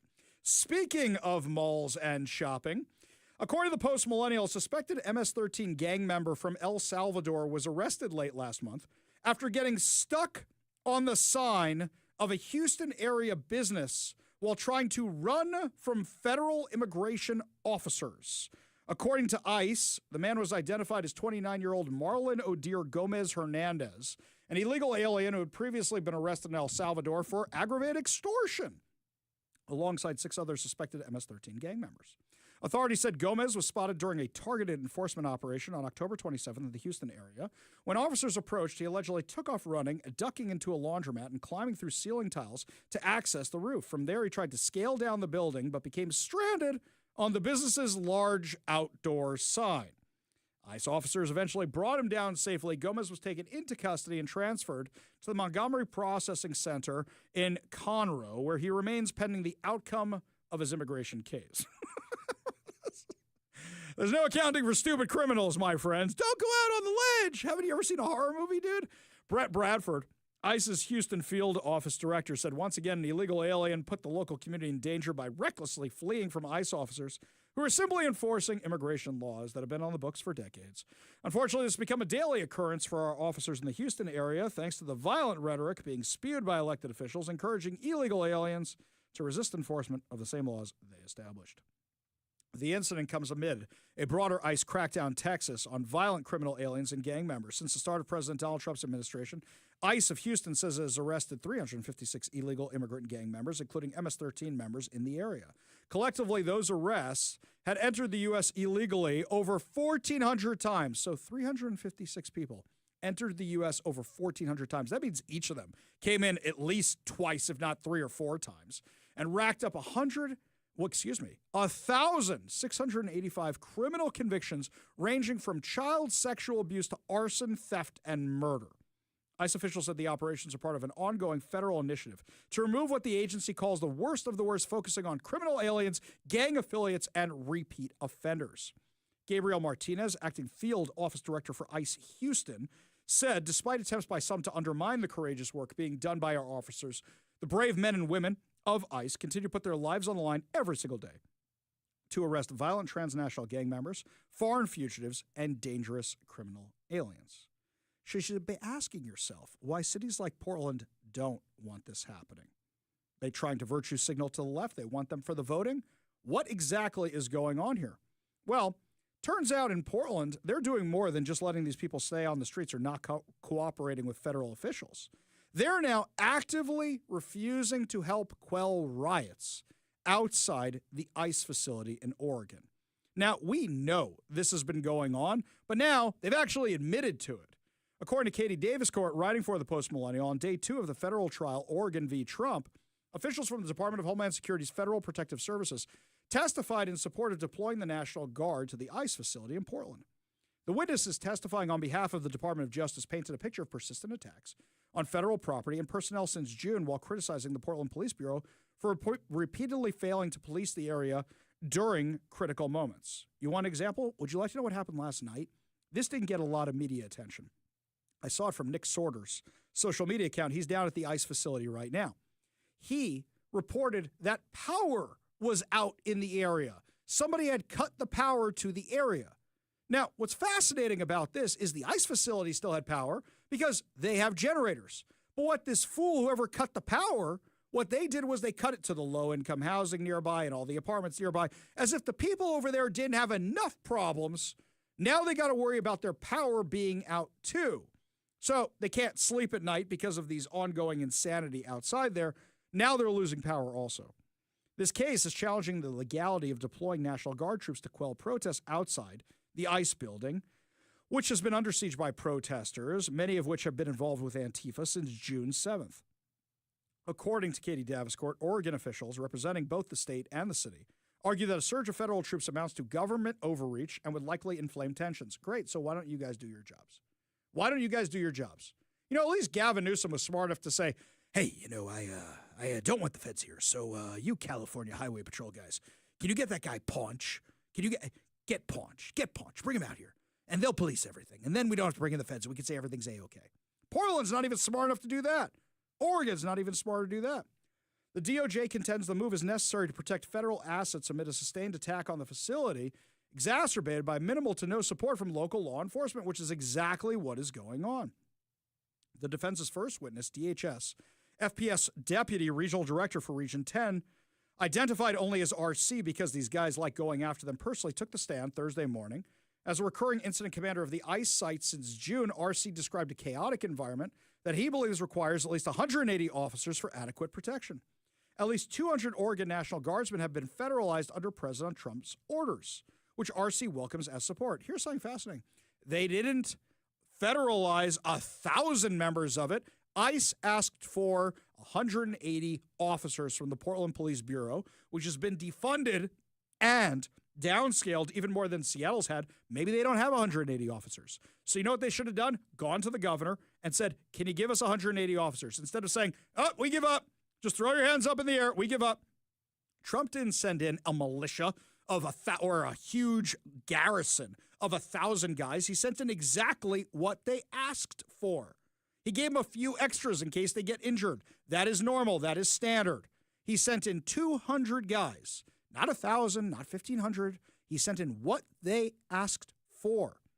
The incident commander said National Guard troops would alleviate the strain on resources across all federal agencies currently deployed to the facility, such as the ICE Special Response Team, Custom and Border Protection, Border Patrol, Bureau of Prisons, and others. He explained that the deployed officers called in to assist would be able to leave the site and go back to performing their normal job functions, which involve apprehending some of the worst individuals unlawfully in this country. You know, I have yet to have any Democrats who support this nonsense, because they don't all support this nonsense, by the way. I have yet to have a Democrat who supports this nonsense give me a cogent, coherent argument of why you should keep the illegal alien criminals in the country, aside from, well, here's what they say every time, Mike. You know this one? This is good, because somebody in our area says this too. You're just going after the brown people. That is neither clear nor cogent nor coherent. Instead, that is just, you're racist. All your Republicans are racists. Well, guess what? I have a lot of friends who don't look like me. They are not afraid of getting deported. One, they haven't committed any crimes that I know about. And two, they're in this country legally.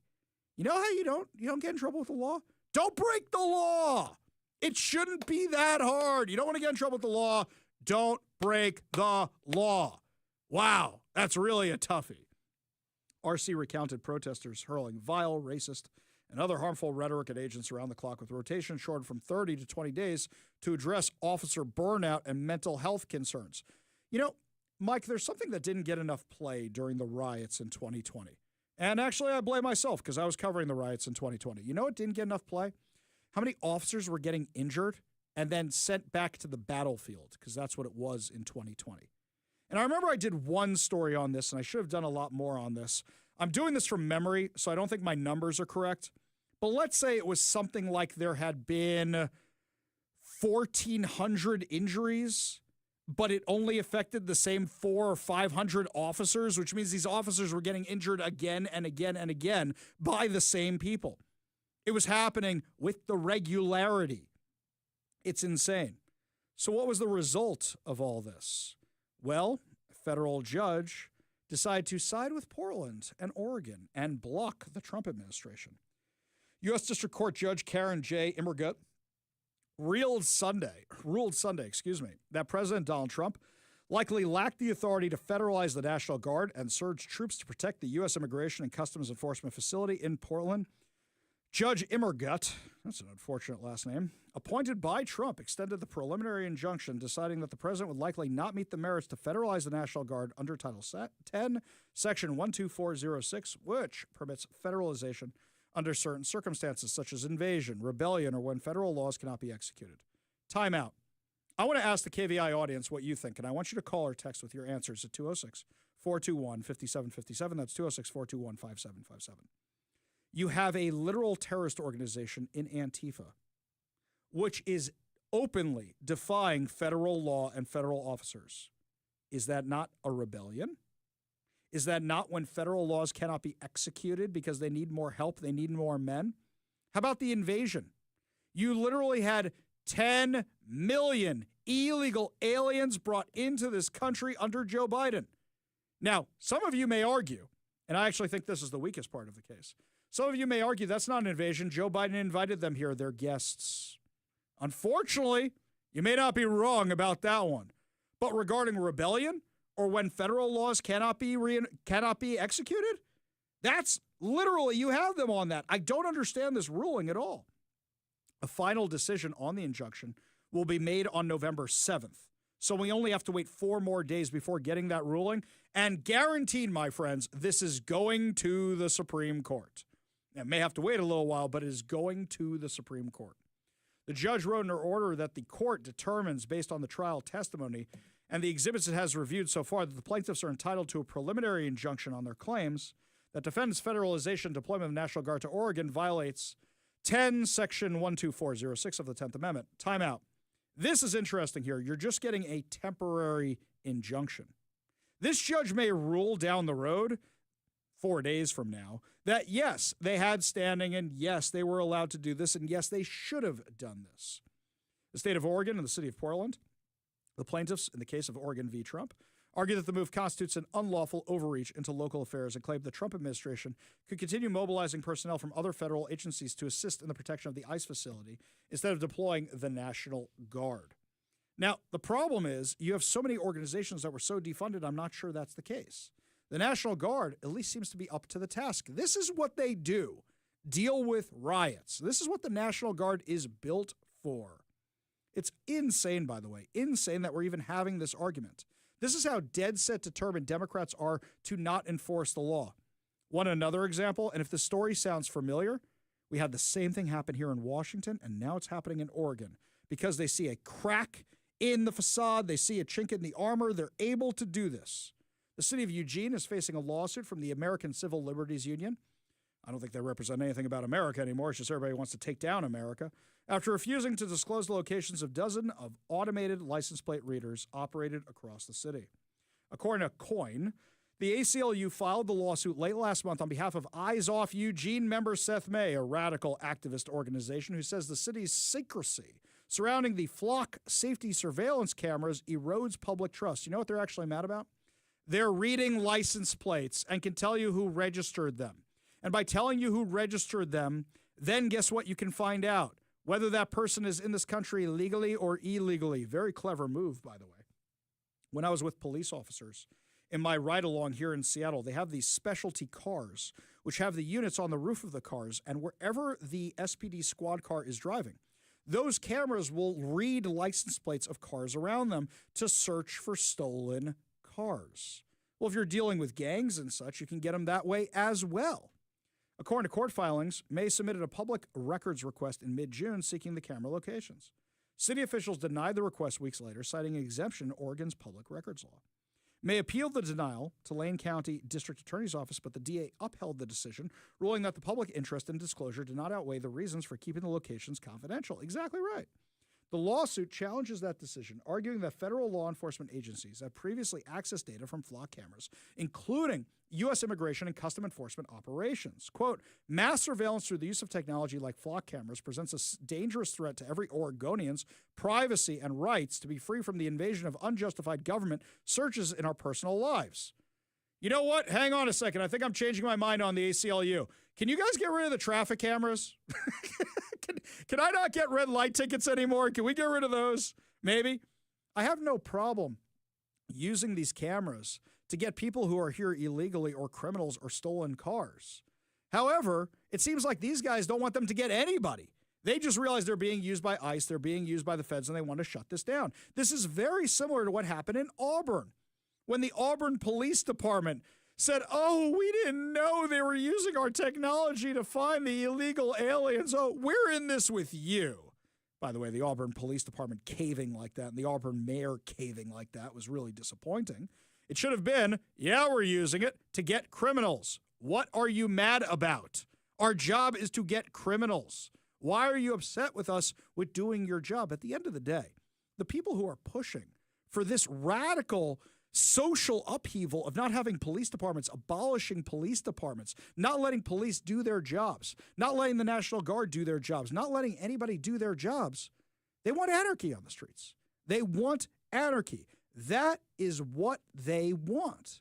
Do I really need to read another list of all the illegal aliens and what they've done in our area to prove to you that these people are dangerous? But no, people are going to claim I'm racist, right? Even though, Mike, we just name them in the order they are, and they're not all brown people, but that's what they like to say. It just ain't true. It just ain't true. So what's the goal here? To take down America, to take down law and order, to take down our society. And yet, when you call Democrats on this, you know, the Democrats have the easiest way to start winning elections again without endorsing the Democrat Socialists of America, which we'll see what happens tomorrow. You know what it was? You could go back to, yeah, we believe in enforcing the law. Yeah, we believe in national security, but we're going to debate how much the government gives out in welfare. We're going to debate how much the government has to do with your social lives. You know what? You can go back to that and you'll probably get a lot more support. But because you're saying we don't want police to enforce the laws and we don't want the Border Patrol to enforce the borders and we want open borders, you know, no country in Europe deals with this nonsense anymore. They all decide to start cracking down on it. Because they've seen how uncontrolled illegal immigration, uncontrolled migration, it's not illegal when they're allowing it, does to their countries. You want that to happen here? You want to end up like the UK? I'm surprised they still have a monarchy in the UK and that the radical Islamists haven't overthrown the monarchy yet. I'm kind of curious how long Prince William's reign is even going to be when he becomes king, given what they've allowed to happen in that country. And make no mistake about it, that's exactly what's at stake this election cycle.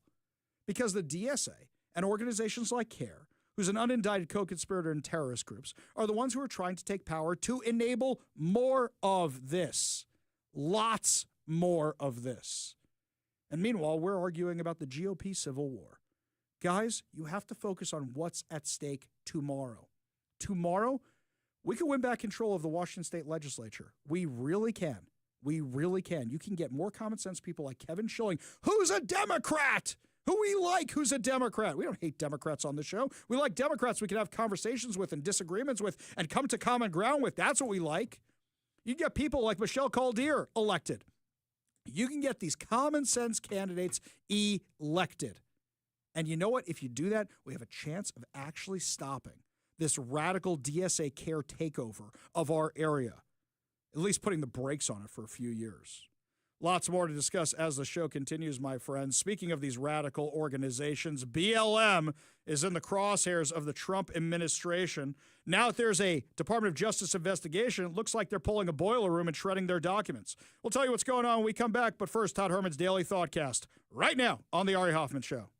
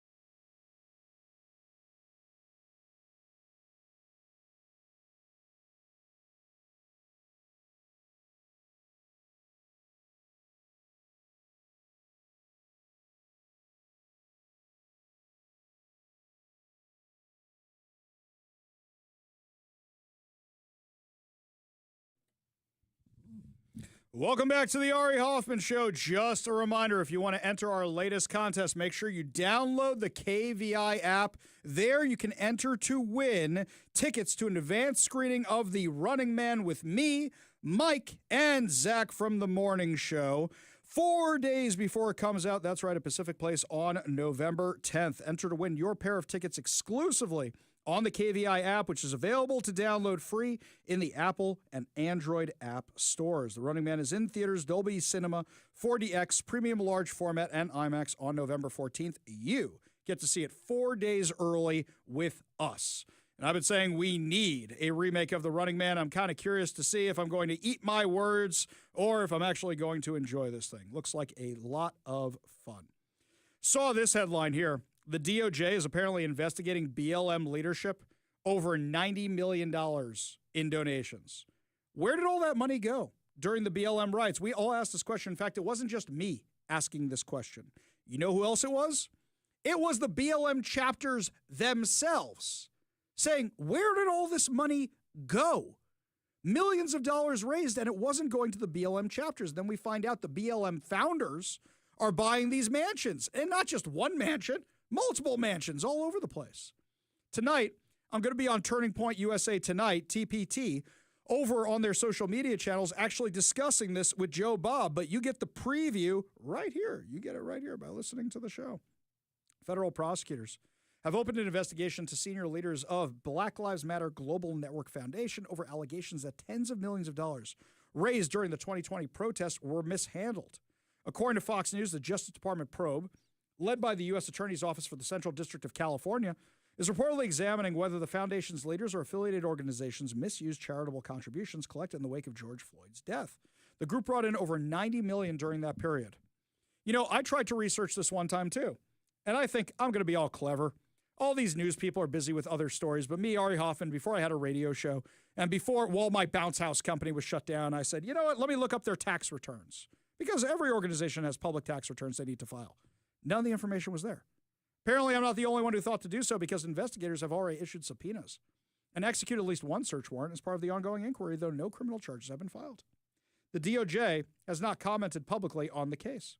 The Associated Press reported that the investigation began under the Biden administration.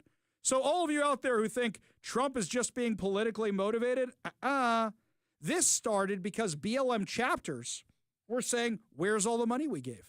You know why I think the Biden administration did it? Probably to find out where all that money went, thinking it should probably go to them for campaigning. But it wasn't, because it went to BLM instead. In a statement to the AP, Black Lives Matter Global Network Foundation denied being the subject of any federal criminal investigation, saying it remains committed to transparency and accountability. Not sure about that. Turns out that in February, BLM, it was revealed that the U.S. Agency for International Development, USAID, had issued a $24.7 million grant to the George Soros Tide Center, which later funneled more than $12.6 million into BLM. The funds were distributed at the height of the 2020 riots. So now you've got the Tides Foundation and you've got Soros involved with BLM and the riots. This is all making a lot of sense now. Now, as much as these guys say they had nothing to do with it and they did nothing wrong, the New York Post has a follow-up to the story, my friends. This came out today. Embattled BLM co-founder Patrisse Cullors and her wife have dissolved their consulting business and sold their joint LA home while she's dropped her spouse's name. Is this divorce, or is this hiding from the feds, or is it a quick, where's a non-extradition country? We can get there quick. Let's do this Fast and Furious style. We've seen those movies. How quickly can we get to Rio or something? Details about the personal moves, surfaced as BLM Foundation that Cullors helped found is reportedly in the crosshairs of the Department of Justice for possibly defrauding its donors out of tens of millions of dollars during the country's 2020 racial justice protests. I like the way the New York Post phrases that. See, every now and again, I disagree with the way the New York Post wrote something, which is why I'm like, oh, you got some lefties working over there. It's fine. It's fine. I like the New York Post. It isn't yet clear who the feds are eyeing in the probe, but subpoenas and at least one search warrant were issued in recent weeks. You know what's going on at Patrisse Cullors' house right now would be my guess. This is a total guess, just based on this article. You ever see the movie Boiler Room? You know when they have the location across the street where they're shredding all the documents? That's what I think is happening. Cullors abruptly resigned from the organization in 2021 amid widespread scrutiny over her lavish lifestyle and where the money was going, multi-million-dollar real estate buying binge. Among the properties that raised eyebrows was a sprawling Toronto mansion brought by M4BJ, a Toronto-based nonprofit set up by Cullors' wife, Janya Khan, and another Canadian activist in 2021. BLM transferred millions of dollars to the Canadian charity to purchase the property. Oh, I'm sure this is all on the up and up, right? This seems totally legit to me. Cullors, a 42-year-old artist who says her work focuses on, quote, the trauma of being black in America and also our resilience, did not respond to a post request for comment. The status of the pair's personal relationship is unclear. Cullors, who has a son, wed Khan in 2016, but they dissolved their LLC, Janaya and Patrisse Consulting, in 2023, and Cullors is no longer using Khan as part of her hyphenated last name. Yeah, quick, hide all the assets. Get rid of them. We're divorced. Pay no attention to that person. Khan also transferred a portion of their joint $1.4 million home in Topanga Canyon Road near Malibu to Colors before the property was sold in September of 2024. I hope you held on to that money. You're probably going to need it for your legal bills, would be my guess. Colors has meanwhile apparently been focusing on her art. I'm just an artist. Oh, this is great. She held her debut solo show between the Warp and Weft, weaving shields of strength and spirituality in Los Angeles last year. It included knives and scythes adorned with shells and textiles to create what Colors referred to as a sanctuary of reflection and empowerment. Mike, I think we're doing life wrong. You know what we have to do? We have to take a canvas and just throw garbage at it for a while, and then just give it some highty-tighty sounding name, put it up on a wall somewhere, hold an art opening and go, it has value for my struggle, right? Whatever it is, for the resistance. And then we can make $1 gajillion off art. No, you know what? We're doing life wrong. Can we somehow be related to the Trump family? Oh, no, wait. Trump family doesn't do this. It's the Biden family that sells finger paintings for gajillions of dollars. And then you curry favor with the yeah. You know what? I should have married into the Biden. No, I shouldn't have. No, that would have been bad. Bad, bad, bad, bad, bad. No, thank you. No, thank you. Lots more to discuss as the show continues, my friends. When we come back, so much more to talk about, including all this insanity going on in New York. How is the election going to shape up tomorrow? Plus, Gavin Newsom is running for president, isn't running for president. His own debates. He's debating himself in his own interviews. You're listening to the Ari Hoffman Show on Talk Radio 570 KVI.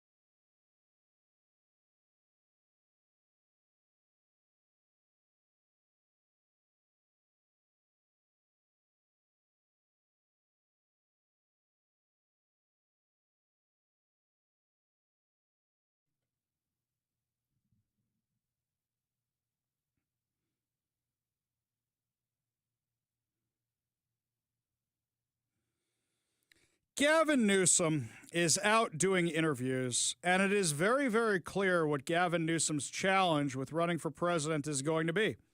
Gavin Newsom. That's going to be his biggest problem. I said this at the time.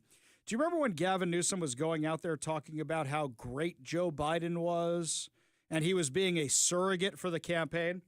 What he was doing was just trying to build favor with the Democrat Party, so that way they would come to him and say, yep, Gavin, you're our guy. You're a good little soldier. It's your turn. We're just going to give you the nomination, and off you go. Well, the problem with Gavin Newsom saying that he was a surrogate or being a surrogate for Joe Biden was that you had to defend Joe Biden, which was completely indefensible once he had his colossal breakdown on stage. And I remember, I have to go back and find the clips, Mike, where Gavin Newsom was talking about how great Joe Biden was after the disastrous debate with Donald Trump. It was so bad that NBC even asked him about it. Of serving as president until January of 2029? Yeah, I think my focus was frankly situational. It was making sure Donald Trump didn't get back into office to experience everything that we're experiencing today. And there was no interaction I had that suggested otherwise. What do you say to Americans who feel misled by you and other top Democrats in what respect? He decided to step about down. The mental acuity of President Biden, that they wish you'd sounded the alarm sooner to give way for an open convention? I'm not going to substitute myself for someone else or for popular opinion. I'm going to express my relationship to my truth with the former president of the United States. To my truth? So you're admitting you're lying? Can we go back to the beginning of that for a second? Did you legitimately believe that he was capable of serving as president until January of 2029? Yeah, I think my focus was frankly situational. It was making sure Donald Trump didn't get back into office. So you admit you were lying just because you didn't want Donald Trump getting back into office. What else are you lying about? Your entire record is a train wreck disaster. You were mayor of San Francisco. San Francisco got worse. You were governor of California. California went from having a surplus to a deficit. You made everything worse. And then you decide, hey, you know what? I could take on the rest of the country because that hasn't been screwed up enough. So you're admitting you were lying. This is my absolute favorite part of the interview. When Gavin Newsom says there's nothing he dislikes more than a politician who lies to you and then goes ahead and lies to the audience. You've said, as we've discussed, you are considering a run for president, and you've said you'll make a decision about whether to run for president after the midterms. Yeah, I mean, Governor, let me ask you, why do you want to be president? I don't. I'm not suggesting I am. I'm saying in response to someone talked about it, and I hate when nothing I dislike more than the politician that sits there and lies to you. And we all just sit there rolling our eyes going, give me a break. So as it relates to that, there's nothing on the right. I'm focused on Prop 50. I'm focusing on fair and free elections. And to the extent fate, the future, there's an alignment, you have a big enough why, you have a what and a how, you meet a moment, and that moment presents itself in a year and a half, we'll see what happens. Nothing I hate more than politicians who lie to me, and now this politician's lying to me about whether or not he's going to run for office. Why'd you have Charlie Kirk on your podcast? Why do you have a podcast? Why are you doing all these interviews right now? Why are you doing national interviews? If you're focused on the stuff in your state, do the local interviews. But it's because you want to run for president. We all understand this, right? We're all in agreement about this. We all understand what's happening here. So the guy who hates when people lie to him is now lying to everybody, making sure we got this. You know, there's another clip that was going around social media over the weekend. I don't know who this guy is. His TikTok handle is Chappin Easy. Now, this guy, I think, has been writing articles for Real Change, which is the far-left homeless outlet around here, which is just far-left propaganda sold by homeless people on the streets. But he's been destroying Katie Wilson.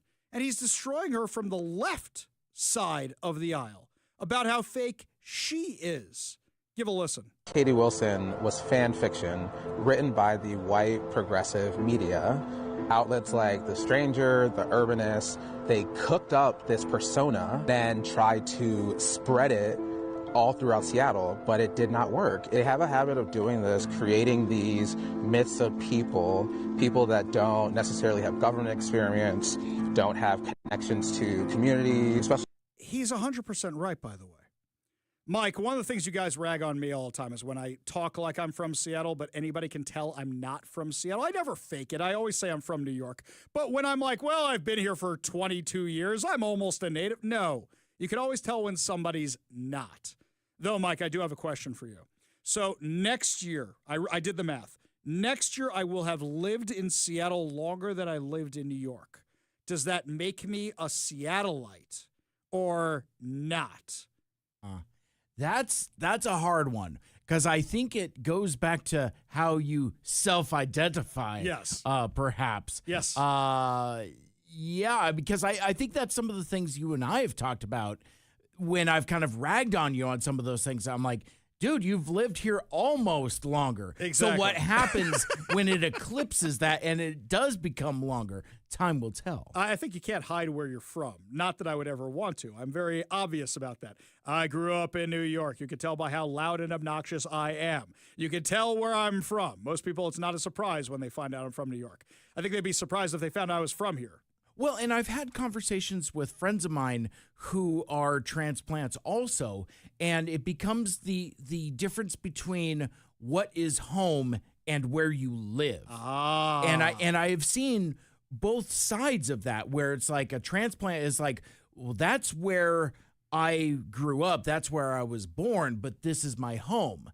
I've heard that the opposite. It's like, I was born there, I was raised there, that's home, I just live here. Yeah. That kind of thing. So, for example, I was born in Seattle and I was raised in the North End, Linwood area. I've lived in the South End most of my adult life. So I would consider more the South End to be my home, whereas I come from, Seattle and the North End, that kind of thing. I'm starting to get to that place because my home is the place I pay the mortgage on. So I'm starting to that is my home. I don't think of my parents' home as my home, aside from the fact that they're divorced and don't live in the homes I grew up in anymore. There's that too. Those are not my homes. My home is the one I share with my wife and my kids and all that. That is my home. Right, the home that you've built with your family. Exactly. That is my home. Whereas other folks think it's like, yeah, well, my parents still live in the house I grew up in. That's home. Yeah, I think it may have been made easier by the fact that my parents sold that house when I went to my gap year in Israel, and that house I haven't lived in since I was 18 years old, so that's a little different. But why do I bring this up? You've got Katie Wilson running against Bruce Harrell. Katie Wilson is a transplant who never really put down roots here. She really didn't. Now, I don't like Bruce Harrell. In fact, I'd say the biggest critic of Bruce Harrell in Seattle is me. I ran against him for office because I thought he was so terrible and destroying my community. But you know what? Let's put him up against Katie Wilson for a second here, just on paper. Katie Wilson, no experience whatsoever. Bruce Harrell has been in government a very, very long time and actually was a lawyer before that. He's had moderate success as a lawyer, enough to run for office, okay? Katie Wilson's never had a real job. Bruce Harrell, his father came from the Jim Crow South to Seattle. His mother was interned during Japanese internment. The guy is from Seattle. The guy played UW football. Her trying to claim she's more Seattle than Bruce Harrell is dumb. That is a losing argument. And her claiming that she knows what's best for Seattle is dumb. That is a losing argument. She was basically created in a lab. These videos trying to make her seem more personable, more reasonable, like she can actually handle this job. She can't. And I say this as somebody who literally wrote in my dead grandfather for the job because I think he's more qualified than either of them. But yes, this guy from Real Change is 100% right. Katie Wilson was created by the stranger. Katie Wilson was created by these outlets. Ironically, Real Change is one of the ones backing Katie Wilson also. Only good news to wrap up the show, my friends. Good news headlines. Put a smile on your face heading into your evening commute. You're listening to the Ari Hoffman Show on Talk Radio 570 KVI.